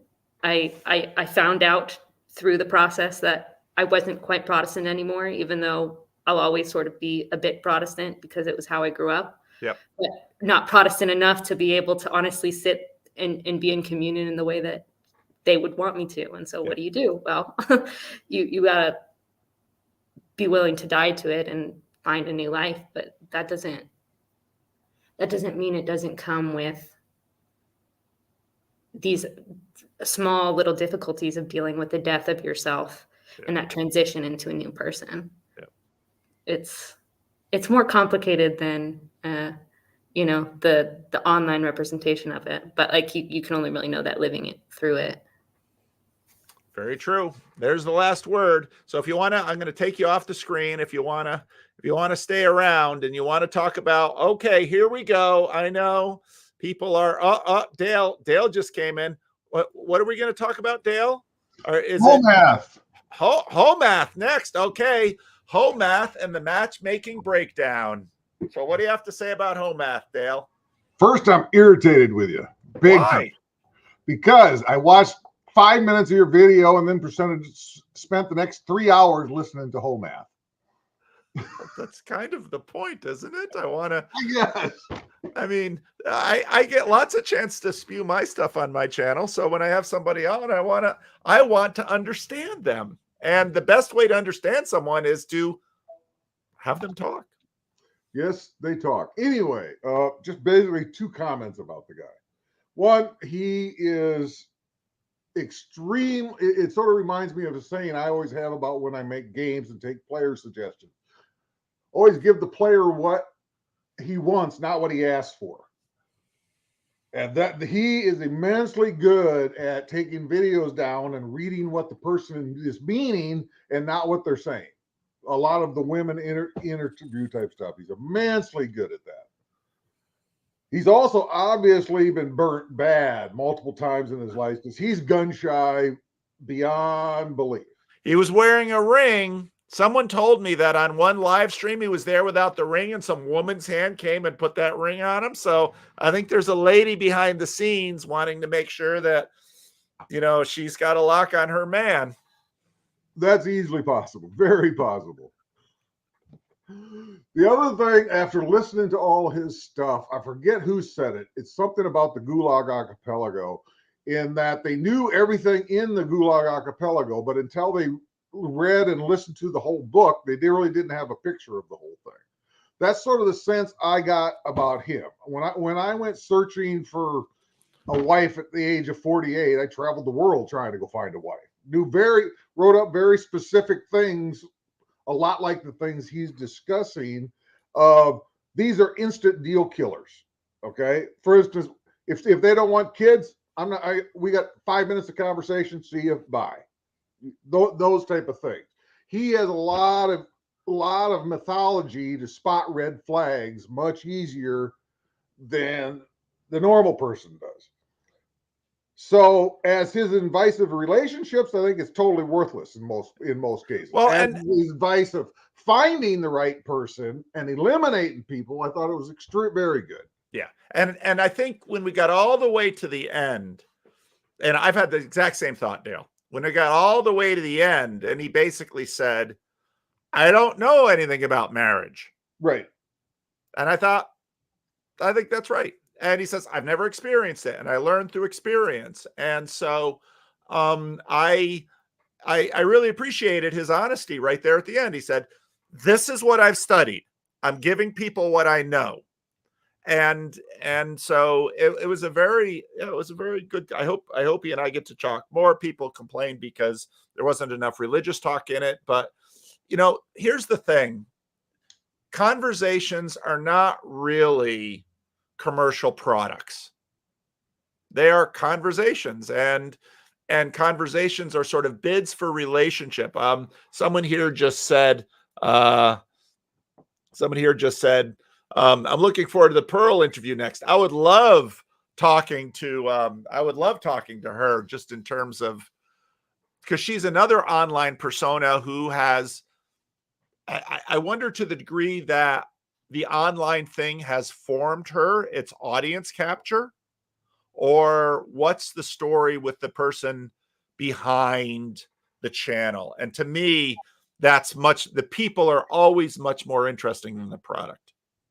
So. If I think back to your interview, the criticism, I hadn't really even considered that you didn't do much of a religious aspect to it, because he gave you the quick background, and I was much more interested in him in that than you trying to push what he was religious on. The only thing I started thinking about is what he didn't talk much about was his previous life dating experience.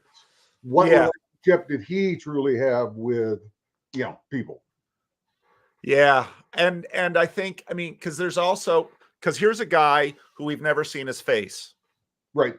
And we don't know his real name. And so I knew getting into, he was not going to be transparent with respect to personal details. I knew that coming into it. So you gave him real big leeway right from the get-go. You don't got to talk about anything you don't want to talk about. So. No. And especially, I try not to scare people away, but that's always, there is a reality about talking with people about personal things on YouTube. Not everyone should be doing this. In fact, it might be the case that none of us should be doing it. So I really do want to honor people's. It's not my job to try and get the dirt out. That's I think that's pastorally irresponsible. So No, I would agree with that. I lean a little more toward the openness like you do, simply because I've been. I mean, you haven't heard of me, but I've been an internet personality since the mid '90s. You know, where everybody knows everything about me. So and we're also older. I that mean, could be true. my Well, you're a young pup as compared to me. So well, you still got your hair. That's true. All right. Anybody else out there want to talk about the whole math talk? If you do, jump in. I enjoyed my time with him. I was very happy with the conversation. Although I love most of my conversations. I we can talk about Wokal in a minute, but I enjoyed my talk with him, and I'm glad we had so this came up because someone who he's obviously also deep into integral stuff, and we really didn't get into integral stuff too much. And we had a mutual acquaintance, and that mutual acquaintance approached me and said, "Would you like to talk to Whole Math?" And I said, "Sure, that's fine. If he's interested in talking, if he's not interested in talking, I'm not going to bang on his door because I don't want to just go out and talk to people randomly." But I know that he had seen a video of you mine. only talk to people randomly if they want to randomly talk to you, is what you're saying. Exactly. But I know I had treated some of his stuff in my videos before. He had left a comment. So, and I was just curious to see where it goes. So that's just what I do. So very interesting. All right. If anybody else wants to talk about what we got a question in here. Did you notice that Whole Math didn't laugh once during that interview? He was funny, but didn't laugh. I didn't notice that. So interesting. Yeah. Does he take himself too seriously? I think he's very left-brained. I'll say it that way. He's very left-brained. And so he likes dealing with, I mean, T. Grogan should, be all over his channel because it's all about facts and logic. So, Chris Howard. Grogan should, be all over. Oh, you got to mute your, you got to mute the logic. So, there you go. Chris Howard. Oh, you still have to mute that that YouTube window. Did I get it? I'll know in a minute. Okay. Good. Okay, Chris, what say you?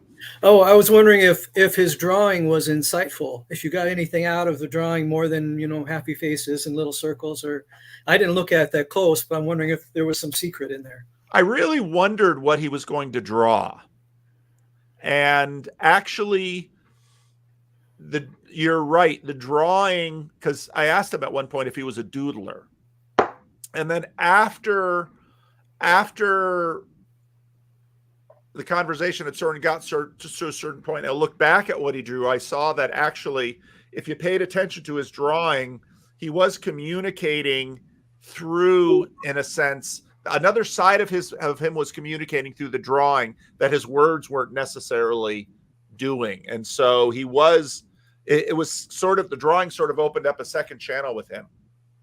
So anything in particular you saw there, or that I should go look for, or anything? Well, I didn't recognize that he was mapping his life on that one graph with respect to 20s and 30s. And I think the drawing also, so if you listen to his mouth, it was his left brain, but the drawing communicates more of his right brain.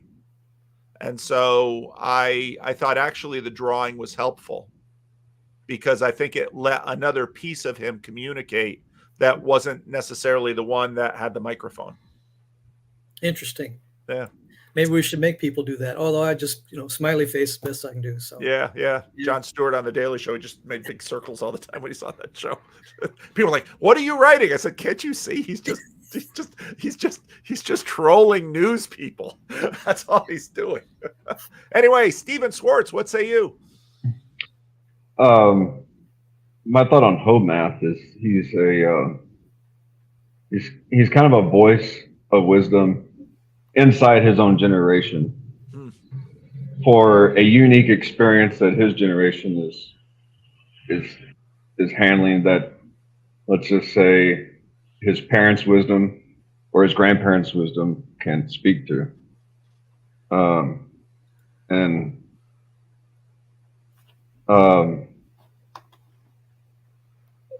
just try, because the dating game is I'm glad I'm Orthodox because we're not even really supposed to date, but we won't get into that. But when I grew up, I thought my life was going to be just like my parents. That I even went to the same high school as my parents. That regardless of who I am or whatever, I'm going to meet somebody at school or high school, and just like my parents did somehow, and life will proceed. But even though my parents are in their mid-60s and the culture was still almost as chaotic as it is now, there were still just a little remnants of those locality. Yep. That still carries the day. But it was interesting to me that he talks about dating like he might talk about marketplace value systems. Yeah. And that's not a healthy way to even approach the subject. Yeah. But that being said, it has to have its due. Because what he's saying is true. Yeah. Like you can't deny it. Yeah. But anyway, it's just I like his videos because even if it's not a good relationship, it's not a good worldview to approach romantic interest. Yeah. Economically, it's true, and kids they can't listen to their parents saying, "Well, just go to work and maybe you'll find somebody." Yeah. No. Good points. I was hoping you might have compared Christian views of dating and marriage and how they differ from homats. This gets into the whole conversation question. And I was watching again, Jordan Peterson had a guy on who had written a book in the 80s about consciousness. And, one of the things that Jess had said about, 3 Jordan Petersons. So Jordan Peterson in that conversation was like Jordan Peterson with McGilchrist. It's like when Jordan Peterson brings someone on the channel who has written a book that he likes about a topic that he wants. What does Jordan Peterson basically is like, I have these thoughts reading your book. I want to tell them to you and have you tell me what you think. You can do that, but it doesn't necessarily make for a good conversation. If you actually want to do something like that, there are better ways to set that up. And so if let's say a third party wanted me to have a conversation with Holmath about compare and contrast things I see on his channel with respect to Christianity, that would be a different thing. But especially in a conversation, I'm hosting it. I have to be a good host. And part of being a good host is, hearing what he thinks. Now, as anybody who's watched my channel know, I hear a lot of things that I would certainly be able to debate and sometimes might want to debate. And the vast majority of the time, I just let them go by, because part of it is before you actually want to engage with someone, you should understand. So now, Andrew, are you going to say anything, or is this just the Andrew live stream? I don't know. What are y'all talking about? I kind of just I don't want to lurk. I don't want to lurk in the background. So I just join. Sometimes I lose the context.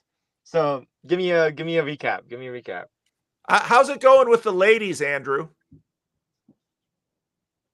What ladies? Okay. Have you ever watched Homath? What? Have you ever watched Homath on YouTube? Homath? A couple of times. What do you think? I don't know. It's funny. There you go. There we go. All right. Anything else on Homath? Otherwise, we'll get to Wokal. Uh-oh. Chance, what say you? Hello. I just joining for the first time. Just wanted to say hello. And I wanted to talk about Wokal, so I'm just listening for All now. right, we're gonna switch to Wocal. Anybody, if you're on the screen and you don't want to talk Wocal, why don't you go ahead and drop out, and we will switch. We will switch to Wocal. What's All Wocal? right. Local distance. Yeah. He Andrew, play on you are social now distance. backstage, Andrew. Go ahead, Chance. Oh wow. Social distance. Sorry. Well, hello, PBK. Hey, Chance, Paul. I hadn't Nice to meet you for the recognized you, first so time. good to see you coming in. Yeah. So Wokal, his work is tremendous. Talking about, he breaks down postmodernity. I went to his Tammy interviews after your last talk with him, and he really does a proficient job of laying out the whole system and how it undermines truth. And in the conversation about metamodernity earlier in this live stream, metamodernity, I made a comment that La Familia agreed with, in the sense that, even the atheists have to admit that they worship truth, right? That transcendental thing, right? That logos underneath, right? And in the chat, we accuse people, is even the secularists and Homath and everything, having a religion of their own, right? It's almost like everyone has a religion, right? We exist on a landscape of religion, right? Underneath, the axioms, right, of our values, right? The things that are unprovable, right? The incompleteness theorem and all that, right? Sorry to break down, but this adds to Wokal's conversation and bringing up that Jesus is being preached. And so I'm just happy to be into the TLC just now to discuss. And so what do you think is key about Wokal's presentation of post-modernity? Well, Wocal clearly, his Twitter following arose in sort of prime anti-wokeness, and people were looking for ideas. People had an instinctive revulsion for one reason or another to this woke wave that was coming. And even just look at how he identified his channel before he outed himself as Michael. And he also is kind of an autodidact philosopher, and he's not teaching in a university. He has studied, and right. So and been in government. Yeah. And so, but he's also a Pentecostal Christian, which is interesting. Mm-hmm. He's not sort of your Richard Dawkins atheist. And so, no, he's been an interesting voice. And he's, and I first got to know him, first time I talked to him, I think we spent 5 hours that day online, 2 or 2.5 or so were recorded. Yeah, I guess I just am still kind of trying to figure out. And so, yeah, he's just also a really sweet guy, and he's smart, and he'll often have some. One of the things that I really like that he's done fairly consistently is he has also critiqued the right, because if you're just out there just trying to own the libs, I get bored with that, because then it's just tribal back and forth.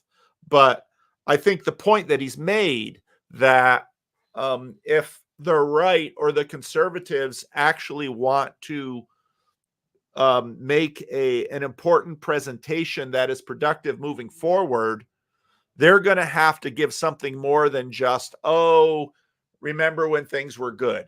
And so I've appreciated that aspect of what he's done. And he taught me a bunch of philosophy and philosophers' names that I didn't know. So I just always enjoy talking to him. So he's a really sweet guy. Yeah, he's a really smart guy. He knows the material really well, and he engages with James Lindsay. And I've been following James Lindsay since I've been following Jordan Peterson back in 2016. I kind of identify even more so with Wokal and Peterson because I'm also Canadian, right? I'm from Alberta and not living there now and stuff, but it's almost like a cultural or an ethnic thing. Like there would be a Christian Orthodox. You might see Peterson and Wokal leading, starting something like that, right? Because the idea, that's the question, because you brought up he's Pentecostal, and I've met Pentecostals, and people talk about how Pentecostals are the most able to convert into Orthodoxy and rest in it. I wouldn't say most able. I really don't know well enough, but they have such a connection to the spiritual that, in the sense that you kind of notice God everywhere, or in the little things, right? Like, and that touches on the axiomatic. And so, in the idea of metamodern, because Wocal has pointed out that like you're abandoning truth, you're cutting the branch with which you sit upon. Part of that is like recognizing that every good and perfect gift is from the Lord, right? And that includes like the sun shining on us, right? That includes the little things. And I'm part of a group of other men that we talk about, and we are in recovery because of the problems of the internet and whatnot, right? And when we talk and we get into fellowship about where the true goodness is in life, it's kind of like we talk about the good old days, right? Which doesn't feel like a good answer. And it's like, when do we? Just 1 second, I'm on the phone. Right, sorry. I'll have to get off here in a second. In-laws Well, are we'll here. give Steve his chance too. So just go ahead and land the Yeah, plane. yeah. I just want to finish this point, and I'll be listening. Is recognizing the qualities of the good old days when you're in the good old days, right? There's like the aspect of the sacrament of the marriage is a reflection of the image, and so it's like, what is the glory that is shining in that moment, right? Because a big part of the contention everyone has is in sectarianism is attaching ourselves, our identity, to the glory of that institution or that individual, right? And so I just want to point out the metamodernity is recognizing that Jesus is the truth, right? In that underneath sense. And I think Wocal and some metamoderns might say that, but it's kind of chaotic right, at this point still. right. All right, well, I got to bow out because the in-laws just pulled up unexpectedly. All right, Chance, thanks for popping in. All right, Steve, you can unmute. I Hello? muted you, or I was there. You are, Steve. So, hello. What say you? Well, I'm at least 20 minutes behind. The ticker on the bottom was what did you come into to expect to talk about? Well, I mean, this one is working for me too. I don't even know Wocal distance, but I did see you posted analysis of your discussion with him, but I didn't watch the whole thing. But my, I guess it was a Grizz like complaint, like, hey, talk about the is Orthodoxy the solution, or like the Grizz destination? is an ardent literalist, having been a medical transcriber. If you get any single word wrong, Grizz sort of has a little fit. And yeah, and I get that. Yeah. Grizz is always, really making good. I don't have any little index cards here, but has to make good on the thumbnail and the title.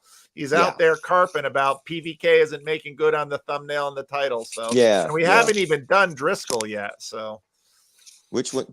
Paul Driscoll? No, Mark Driscoll. He got the thumbnail.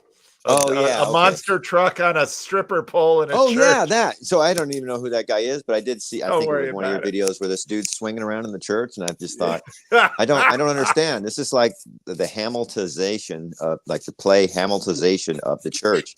I'm like, what the hell is going on there? Or whatever. Anyway, so you don't know me unless you are like have an incredible memory, but I have posted responses on videos of yours for years. I recognize the name. Okay, I haven't watched a lot of it. I've watched a bunch, and I just want to first just say thank you, because you make a lot of sense to me. Oh, thank you. And for me, I should say. And I think also I've come to this conclusion I just recently saw in in your discussions that like a Protestantization of the Orthodoxy through one online channel I subscribed to, and was overwhelmed by a bunch of 4-hour videos owning everybody who's not Orthodox. And I was so overwhelmed I had to turn it off because I just can't get into that. Because I also, in the same sense, I feel like I'm wanting to almost just accept postmodernism, its premise that modernism is wrong. And I feel like, I kind of wanted to resist this, like postmodernism is just nihilism, blah, blah, blah, blah, blah. But it's like, well, I'm at the point willing to like say the Enlightenment had some mistakes. And so I'm happy to let go of that. And I've called myself an atheist for decades. I don't anymore.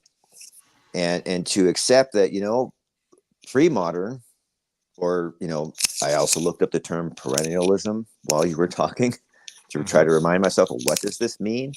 And I think, yes, I agree with that. I've been saying if it's true, it's always true. And the stuff that we've known for thousands of years, why are we trying to suddenly reject that? Maybe we just don't understand it. And so if metamodern or neo-modern, like what's his face said, the guy with the cross, the 60-year-old man, he said he was 60 now, he had the cross, I don't remember his name.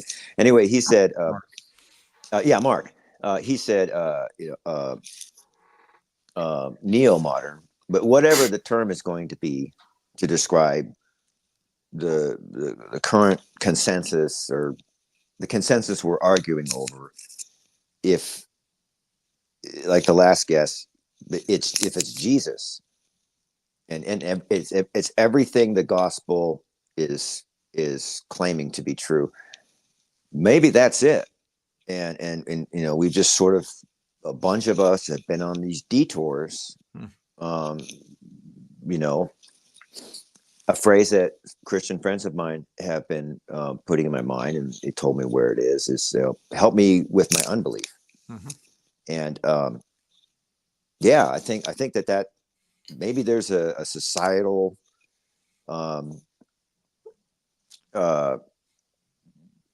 like we could see the pool of water. Some of us are actually dipping our toes into it now. Some of us are watching others dip their toe into it now.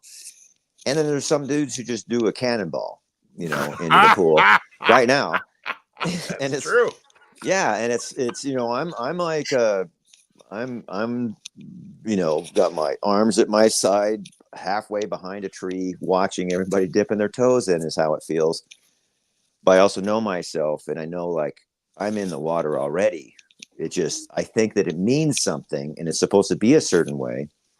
So I would say, oh no, I'm not in there. Like I tell my Christian friend, I'm barely a Christian, and he just smiles and looks at me because he knows me. And I do see this happening, and that's one of the things that's really attracted me to the live streams, which normally would be like, it's just going all over the place, get to the point. But everything that you're doing right now, everyone in the channel or at this little corner, which took me forever to figure out what you're talking about. I thought it was like an actual place in one of the churches somewhere. But anyway, a little shrine. Yeah. Little corner or like a shrine. place like the chairs are over in this little corner, That's and right. like I think in my it's in estuary, that's where we Minneapolis sit and someplace. talk. What's that? I think it's in Minneapolis someplace. I know some guy that has this massive Surface computer in front of him, and some people confuse him for a supervillain. But anyway, But it's like what's been happening. The conversations I've just been watching for I don't know I don't know how to read the timer on a live stream, but that it's happening to me, and I think it's happening to the world. I do believe that. I mean, Sam Harris may be the last one to admit defeat. But just people are. He's younger than the other ones. Yeah. I mean, maybe the imminence of his doom is far off enough that he can ignore it. That kind of a thing. And, it's another very interesting part that came up earlier in your conversation today is, oh no, it was a different video. The porn star John Peugeot connection, Trent Horn. Oh yeah, connection. yeah. That video, I just watched that just before I jumped on this stream, and because I woke up late, and to me that no, I forgot what I was saying, but there's something about Jonathan Peugeot and porn, I believe. yeah, but it was the point there about, you know, oh yeah, it was in there where you're talking like this a lot of justification, sanctification, which I don't even really know what those are, but that there's the imminent point of salvation, I suppose, and then there's the afterlife salvation, and I could just I do want to stop talking because I know I can go on for thousands of years talking, and I've had a lot of coffee, but I have been really repelled by the line drawn in the sand, yeah, of people asking me, "Are you saved?" And I'll say one last thing, to contextualize it. After reading Romans and Galatians in a Bible study, where a guy kept asking me that, I came to the conclusion that St. Paul wrote the big book, if you know what I'm talking about. What you're talking about. And I felt like I just said yes, because I did that. Nobody invoked the name of Jesus Christ when it was happening to me. I called myself an atheist while I did it. But as in Game of Thrones, what's his face? Stannis Baratheon said, "I've said the word," meaning, shouldn't I get the power of your God? But I know that that's not adequate. And you know, to kind of bring, yeah, exactly. And to bring back the thing that I kind of thought I was jumping into was, you know, is Orthodoxy the answer to the metamodern, you know, seeking? I don't want to walk through a doorway and now I can say, you remember back in 1986, I walked through that doorway, I'm saved. Or somebody else did something on a cross a couple thousand years ago, I'm saved. So, you know, I'll just turn back on my OnlyFans, you know. I don't want that to be true, you know, even if it is. What I want is, what I'm hearing is, I have to be holy all day long, which is like, I just read this book. Interesting. Which it's unpopular because it's true, I think. I have to do 10, 11, 12 all day long. And which means I have to be holy. And, you know, they will remove all that kind of language out of this, that fellowship, which I think is a great idea, because I'm telling you, it was just a 24-year gateway drug into Christianity for me. And I'm a slow learner and I'm arrogant. So that's the main reasons why it took 24 years. It could have taken 1 or less. But anyway, so well, God bless your stepping. Good for you. Yeah, exactly. Good for you. And what is the topic? Well, we're now into this see portion. We have gone afternoon, and my bladder can hold a lot, but when I sit here and drink, so now you and I are going to drop out, Steve, and we are going to have a special portion of the show that was not previously advertised, and that is going to be all by himself, the CW airing of grievances. And I will be right back after I run across the church and relieve my discomfort. And CW, you are going to have my channel for about 3 minutes to air any grievance you want, to talk about Doiveard, to because to make good on that $20 super chat that it was $40, Paul. You missed the first one. Where I see $20 here. Yeah. And I see $20 here. 20. That's $40. And there's another 5. $45. Now you got you got to watch your language during the airing of grievances. So here we go. Okay, thank you, Steve. You and I are going to drop out, and CW is going to air whatever grievance or discuss whatever theology or philosophy, and I will be right back.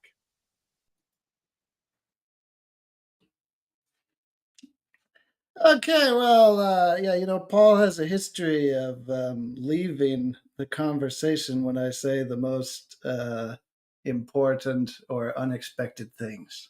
So I guess this is like a proud tradition now. But since he left my comment there, I guess I'll read it, because God knows nobody else fucking will.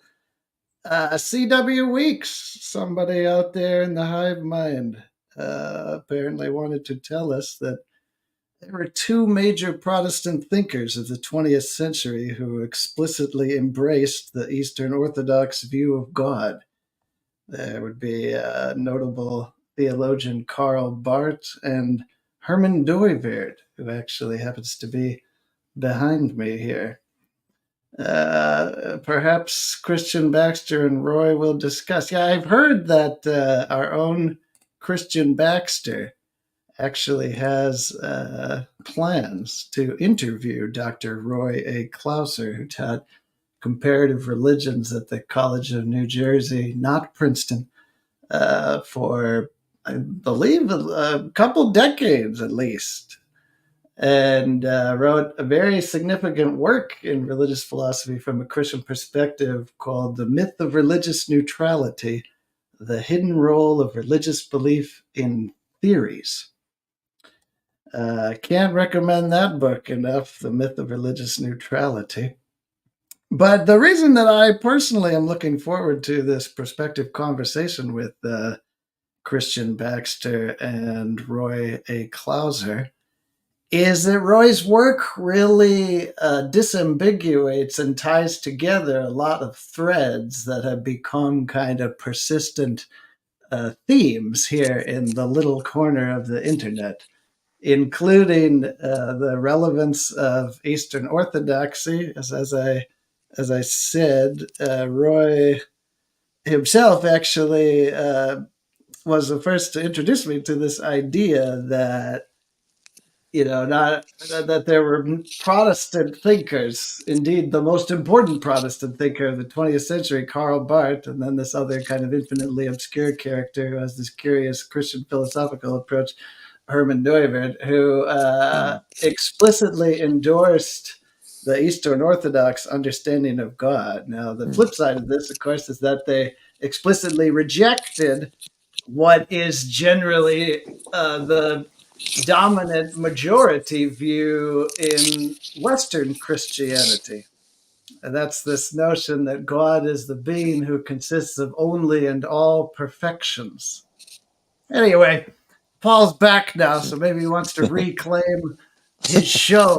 Well, I don't know. You're doing well. We're virtually not alone here, so it's nice to hear your thoughts and ideas. You can't air grievances without the one who's offended you, Paul. So now that you're back, I can say, there used to be rules. It used to be that you would give a super chat, and then at some reasonable point of time, like generally before the little thing expired, it would show on the screen. And it's not like it has to monopolize the conversation or hijack the show or something. But, generally speaking, there was an understanding that super chats, which are backed by, real currency, would somehow feature in the program at some point. All right. Well, first of all, let me, I think I can do this. I think I can send out, if we're going to do membership gifting. Oh, there we go. I think I can. There we go. Bang. Gift 5 now. It's the Santa Claus. It's the Santa Claus portion of the show. Is that how you buy indulgences that's right. today? This is the membership indulgences.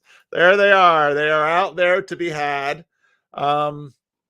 So let's dutifully. Often shows wait to the end of the show to go through their super chats. So, you know, we're sort of we haven't really talked about Mark Driscoll and the monster truck, and Matt really wanted. So Matt, if you want to come in and talk about Mark Driscoll, anybody who wants to talk about Mark See, Driscoll. this is the awkward thing, Paul, because like Mark Driscoll and John the Baptist, I was trying to decrease, right?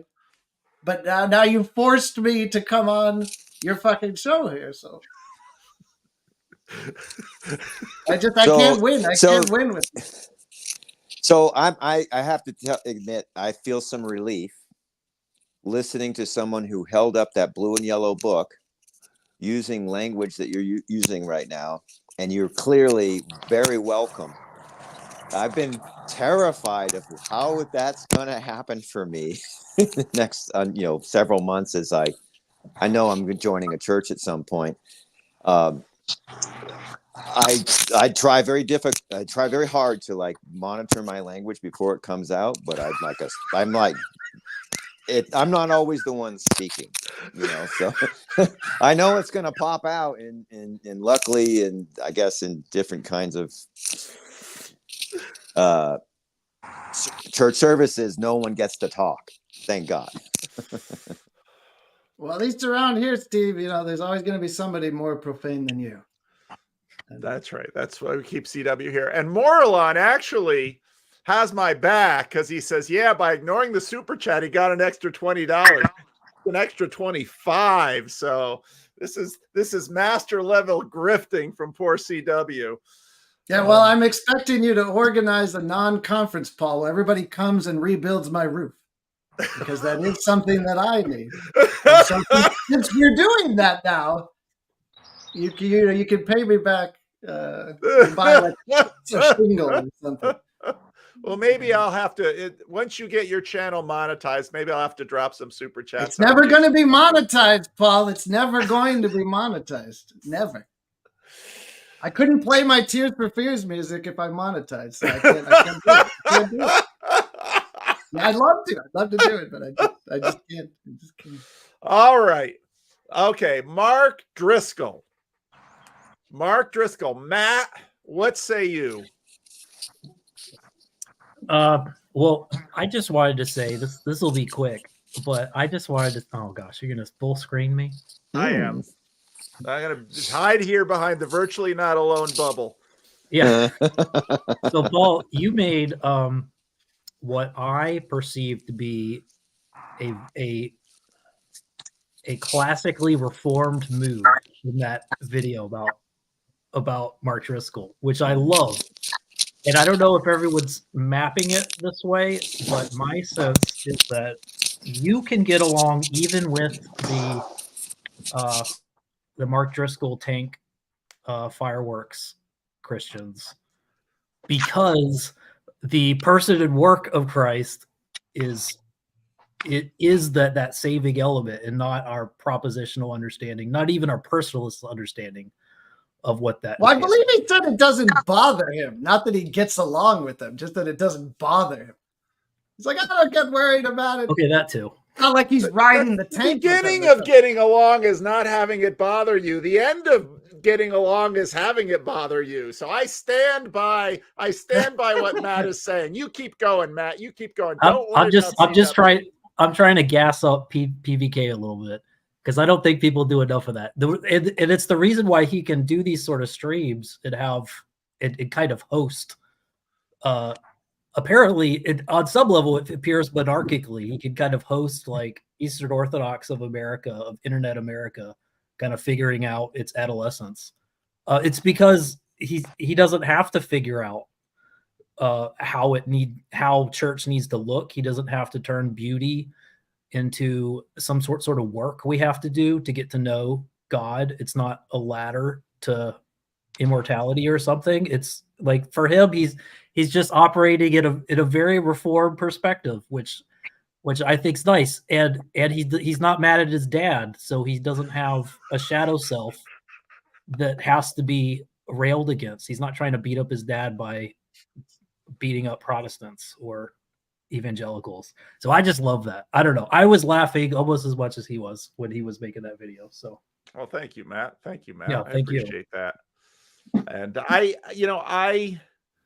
it was funny because when Richard Rowland of Universal History fame, made that tweet about, is it the Christian or the Romans? And it's like, yeah, but there's, it's our sensibilities here that there's some, and this is where I want you in the conversation, CW, because you more than most people in this corner both understand Reformed theology and are not offended by the mainline church.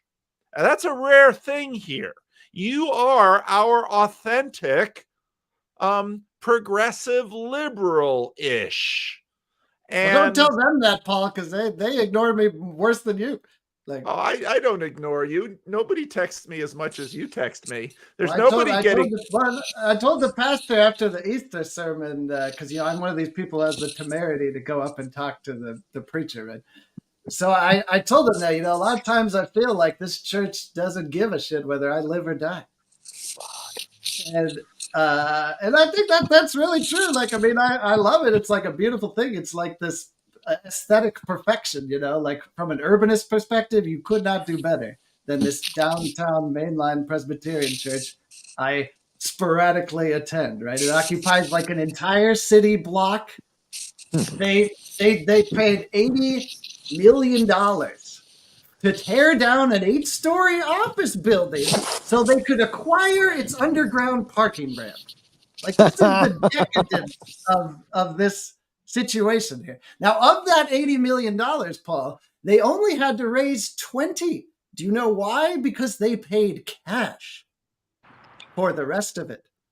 So this is an obscenely well-heeled church. And yet, what are we doing here, people? What are we doing? Like, sometimes it's not clear. Sometimes annoying all the Judases. Yeah, well, you'd like to think that. But they're welcomed in with open arms. So CW. Well, we should get. It's a love-hate relationship with the mainline, is what I'm trying to say, Paul. It's a love-hate. Michael, your take on you came in for Driscoll and the stripper pole and Driscoll Mark Driscoll's symbolic world. Right. Well, yeah. So because it was right after the podcast, that's when I came on to have my first Randos talk with you, and my perspective was like, why, there's not this 15,000 person church that exploded overnight. Like, there's something other than just the small amount of stories that they were, for the people who had grievances that made it their way onto the podcast or whatever, out of 15,000 people, But my thought was like, I don't know. I guess it's a problem with evangelical Christianity. I don't know if there's a better solution in the other one, but the problem is that there's only one job, which is pastor, and I don't think that's the right job for Mark Driscoll per se. But I mean, I think maybe it's better than, because I think in another context, 600 years ago, he would have just been martyred heretic, or not even get to be called martyred, just burnt heretic. But because there's like a real, it's fun when I see people talking about why they can dismiss him because he's disqualified as a preacher because of X, Y, and Z. And I just think about like the offices of the prophets, in the Old Testament, and even John the Baptist, like their presence was offensive to the senses, and the test was always to see, will you dismiss the true things that they're saying because of your offense, your sensibilities being offended, or will you, ponder what they're saying despite the unappealing package that it comes in. So I mean, I think there's definitely something of that going on. All right. Michael, I wonder what you think. Like, so I've thought somewhat recently that evangelicalism almost invented this new archetype of church leader. Like, you could call it the eccentric genius. And there's this sense in which they depend upon this weird figure to extend credibility to their entire operation. And yet there's this paradox that they can't actually create this person. And I wonder if that creates a lot of the tension that we see, or unsustainability, or instability anyway, in evangelical Protestantism. Well, I mean, yeah, I think, because that's what happens when every time these churches implode is like somebody was like, that it shouldn't be that guy that's in charge, or whatever that thing is that guy has, they are jealous of it, or ultimately, and then they like, I always think about like that toy that you give to like toddlers where it's like a box that thing is different shaped holes in it, and then you have like one block is a cylinder, and one's like a triangle, and one's a square. And every time when people talk about like how God is a God of order and stuff, I always think like that must be that seems to be their concept of like what order is. And they're not considering the greater complexities of what's going on beyond their own understanding. You mean like their concept of order is the charisma of the confidence man? Is that what? Well, I just mean like their concept of order is, a lot of times I would say, it's interesting because if you have like Schaeffer or something, or, the other, I'm not as familiar with Doyward, but I definitely get the gist of the thing of they would hold to sola scriptura, but realizing that scripture is, like Schaeffer said, it's like it's true things, but it's not, it's true truths, but it's not exhaustive truths. And so it just gives you a starting point. Whereas, obviously the kind of problem is you get to the point of, and it's the defense against the modern world or whatever, where if it's not in the Bible, it's not of God, which Roy Clauser, who, may talk to Christian Baxter at some point in the future, he calls this fundamentalist doctrine the encyclopedic assumption.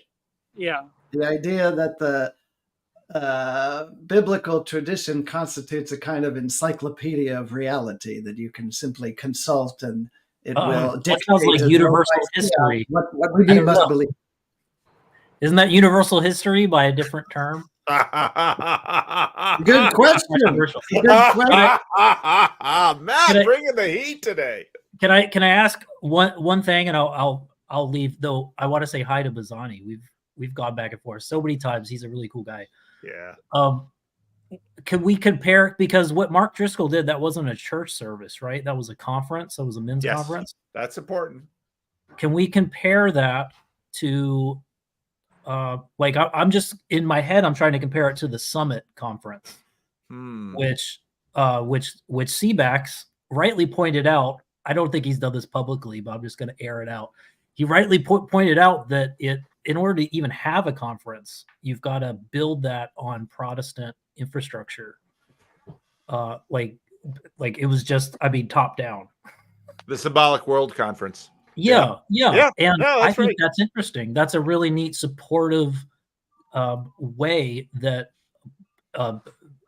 Orthodox might be saying that they that they plundered the Egyptians, and more power to them. But they've taken the tools that have been honed and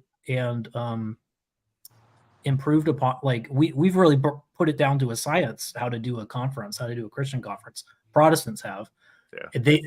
They took that and they ran with that in an Orthodox direction. And really, Matt, like, wasn't Jordan Peterson's coat the sword swallower of that whole thing? Yep. Yeah. Was that an Orthodox move or a Protestant move? It seems like people were divided. Yeah. It's the spirit of Jezebel right there.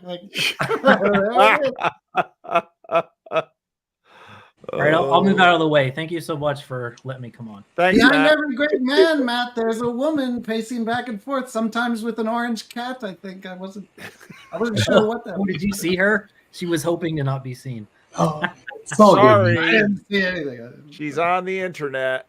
Yeah. All right. So CW, your point. Well, I would take it a little bit further, right? You know, the Protestantism, in some senses, made the pastor like the go-to professional Christian, right? And for a lot of people, the faith of the pastor is their faith. Yep. And if the pastor fails, they're lost, right? And that's and I've soapboxed about this before, like in text, but I mean that's a very unfair thing to do to a pastor. It's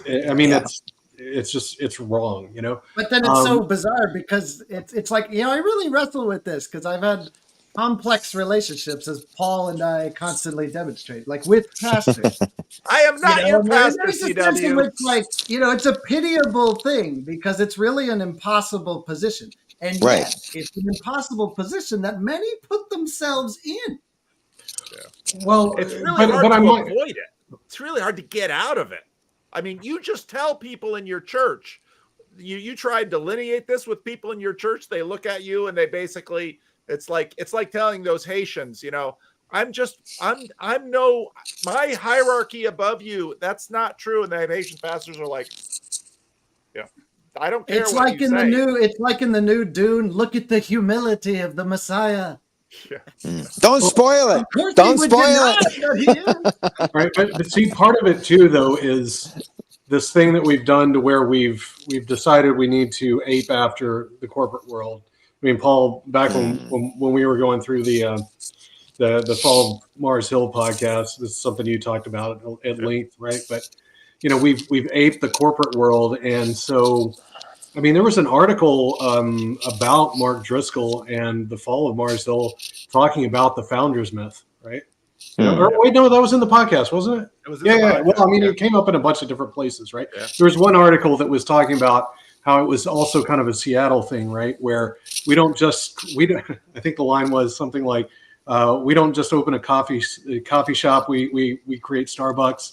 We don't open a grocery store, right? We create Costco.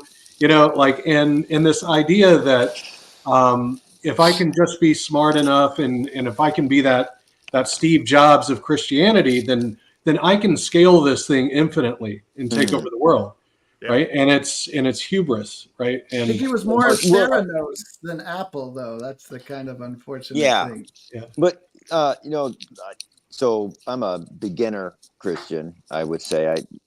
So one of the things that started getting me here is I went to a Bible study. It was I think it was Anglican, but with guitars in a converted warehouse in San Francisco. So it may not have been, but anyway, they had real bread. But anyway, I only went to the Bible study, and the structure of the Bible study was the priest would tell us what the point of each book was. And I learned stuff in there that I did not learn as a child in Presbyterian Sunday school or in Catholic elementary school or in the little books my mom used to read to me with the cartoon characters before I went to bed. That King David conspired to kill his buddy and slept with his wife. So basically my conclusion was all of these heroes are scalawags. I didn't ever know that, but to me, the lesson I got, first of all, was like, well, I guess there's hope for me too. But the other one is like, because this is a point being made earlier, is you can be a hero, Steve. Yeah, exactly. I want to kill my friends and sleep with their wives. Yeah, and I can still have like an unborn child and lay face down on the floor for a week, and it still doesn't get my child to live. I just watched The Chosen too, so you're going to see how much of a dilettante I am if I continue to talk. But my point is about these Steve Jobs who hold the church together, and they're like, if Joel Osteen gets caught like diddling a kid or something like that, what's going to happen to all those people? And maybe they can reject him for all sorts of other reasons, legitimately. But it's King David, Jesus's biographers try to, they ensure they link him to the lineage of David. But that guy, man after God's own heart. yeah. So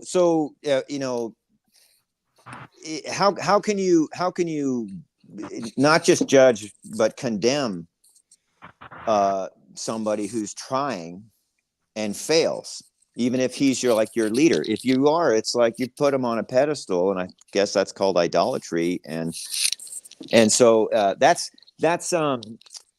one of the things that turns me off a lot to online apologetics and apologetic debates is ad hominem. There, I think that's the right pronunciation. Against the man. Some people are annoyed, Stephen, because your mic goes against your jacket and it bugs Oh, them. So. yeah. Thank you for the feedback. I think maybe. Does this work? Yeah, that's better.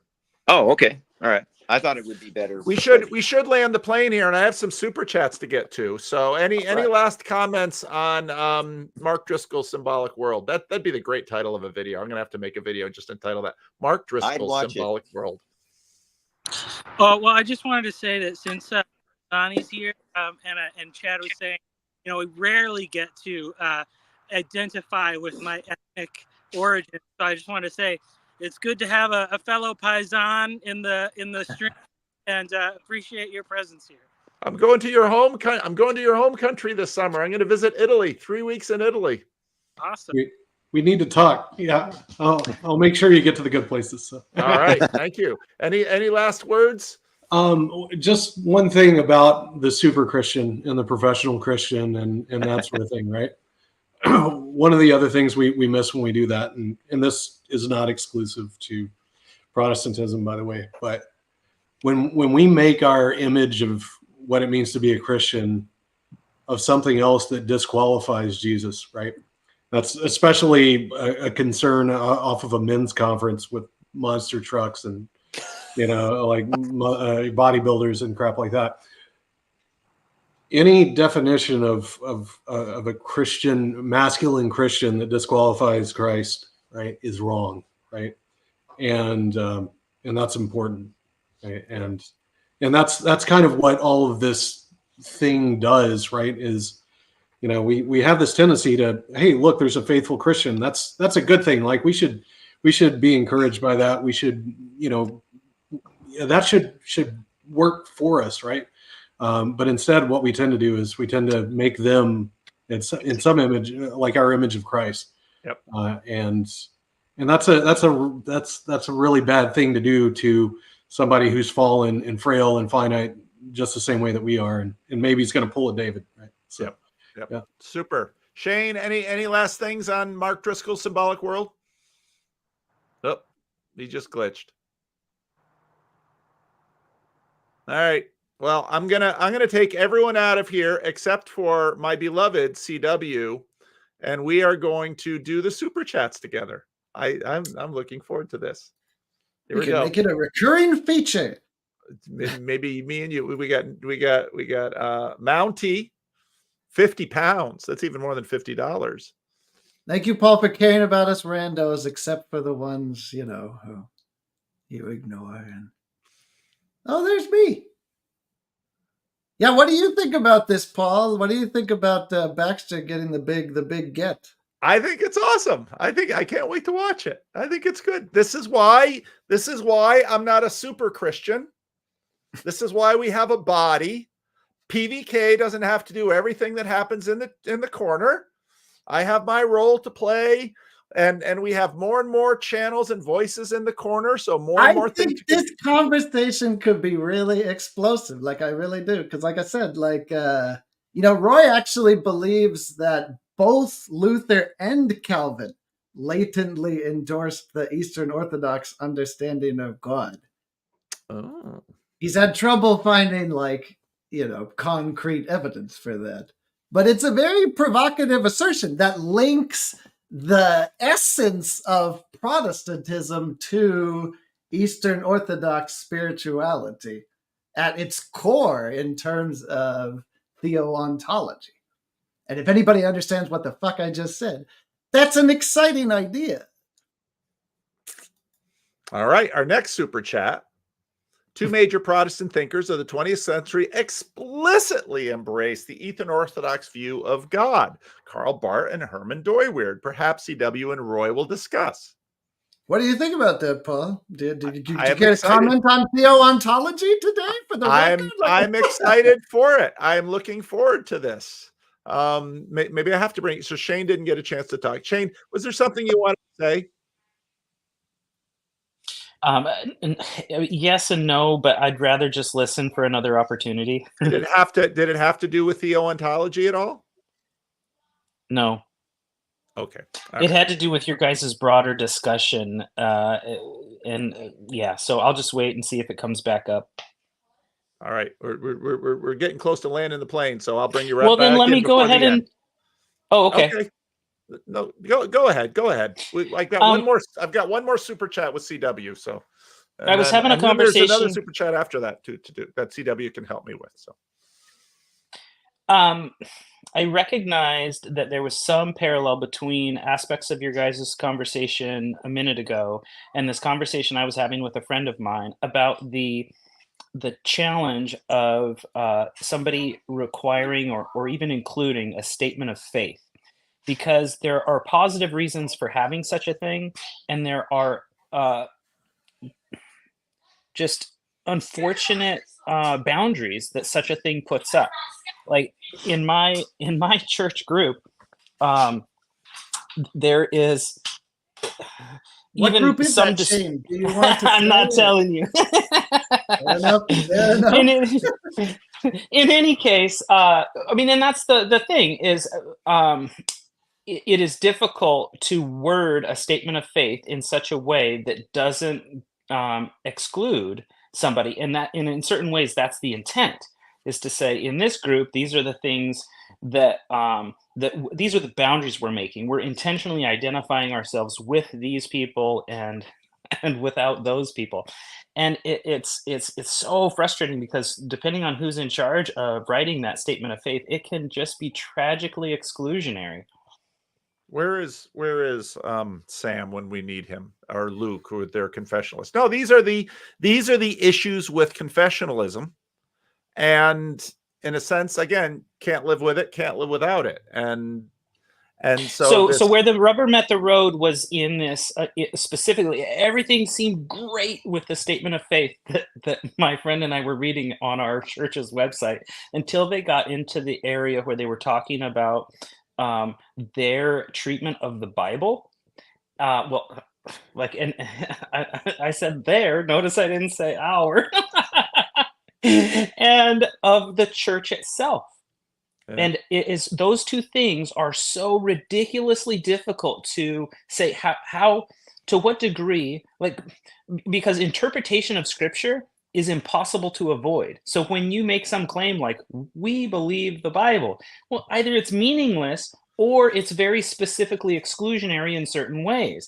And then also with regard to the value that you hold around participation in church itself, how do you say, in the same way that you say, well, we lean on the Bible so heavily, we depend on it. This is so critical to our relationship with the understanding of who Jesus is and how we ought to follow him. The same is true of our interaction with each other in church. Like, without each other, we're so lost in this adventure.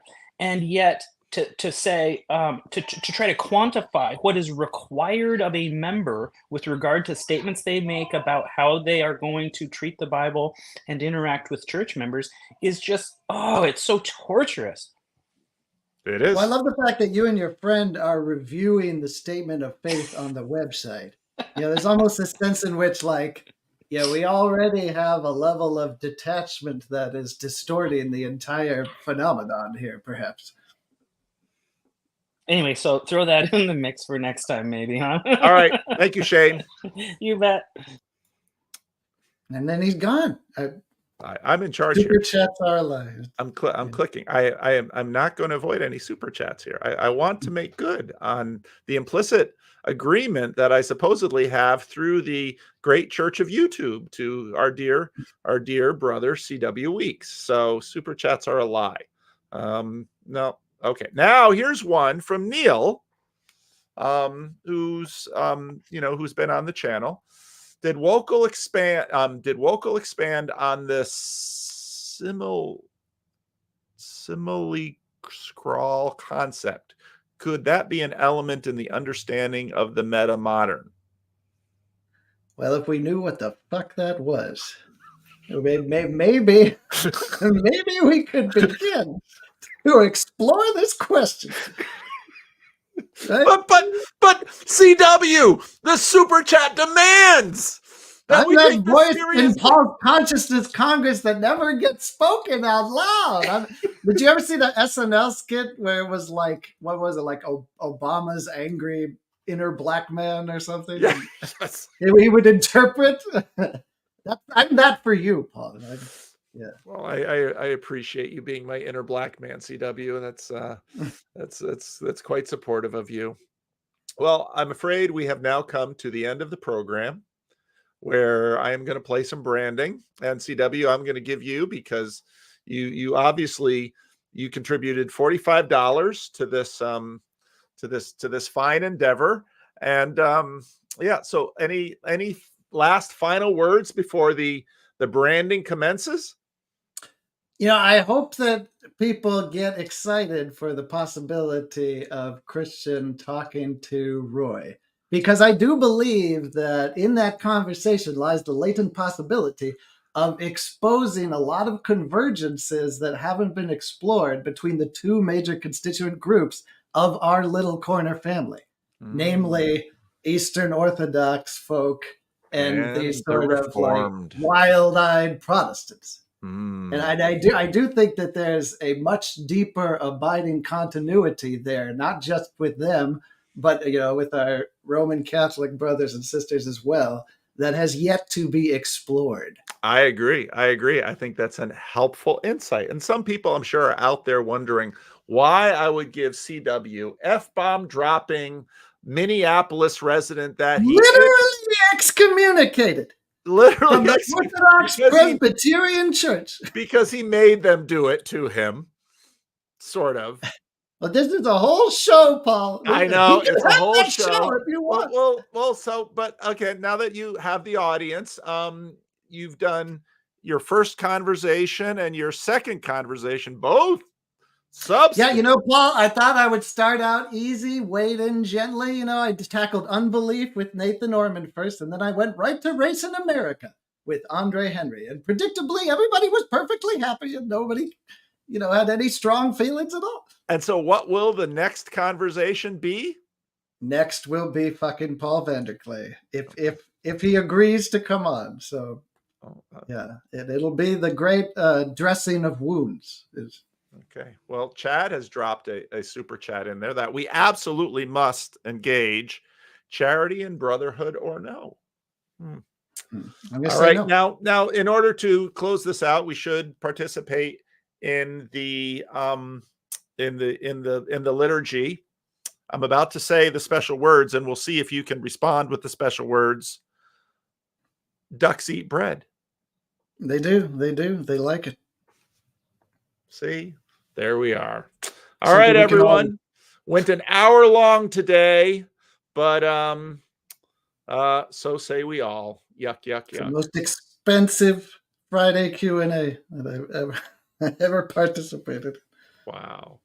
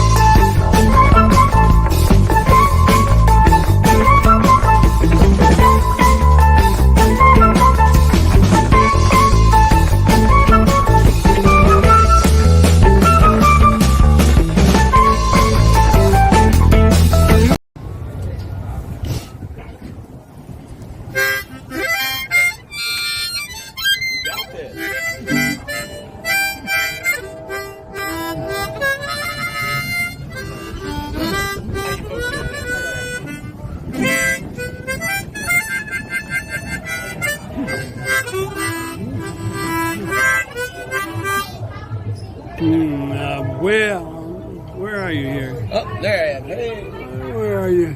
There. Got me? Oh boy.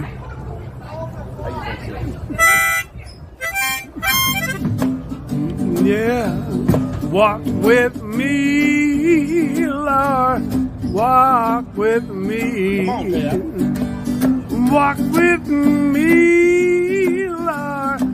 Walk with me.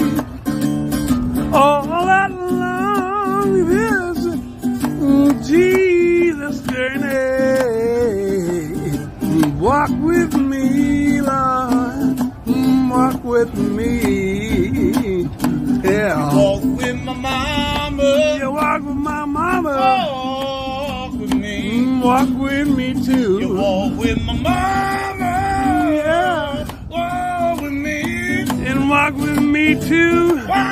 Oh, my. Yeah. Yeah. Jesus journey. I want Jesus. Want Jesus. Walk with me. Walk with me. Hold my hand, Lord. Hold my hand. Hold my hand, Lord. Hold my hand. All along this Jesus journey. Hold my hand, Lord. And hold my hand. Walk with Moses. You walk with Moses. Walk with me. Walk with me. You walk with Moses. Walk with me. Walk with me. While I'm home. Yeah. Jesus journey. I want Jesus. I want Jesus to walk with me.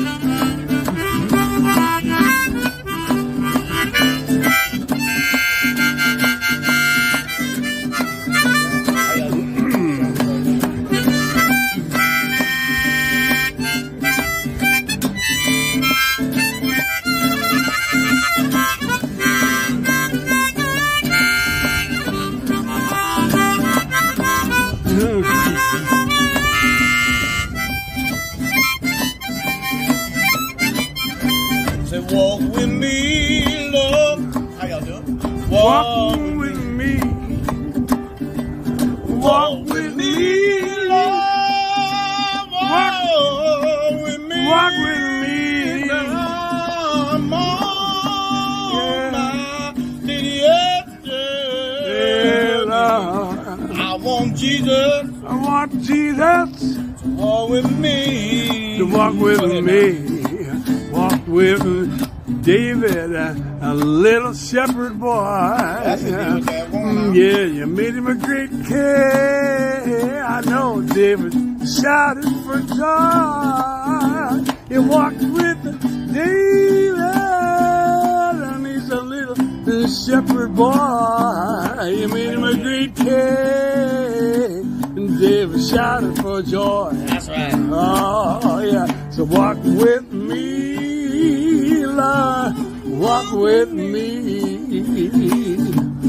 Walk with me, Lord. Walk with me. All along this Jesus journey. Walk with me, Lord. Walk with me. You gotta walk with me, Lord. Yeah! That was rocking great, brother. Oh, yeah.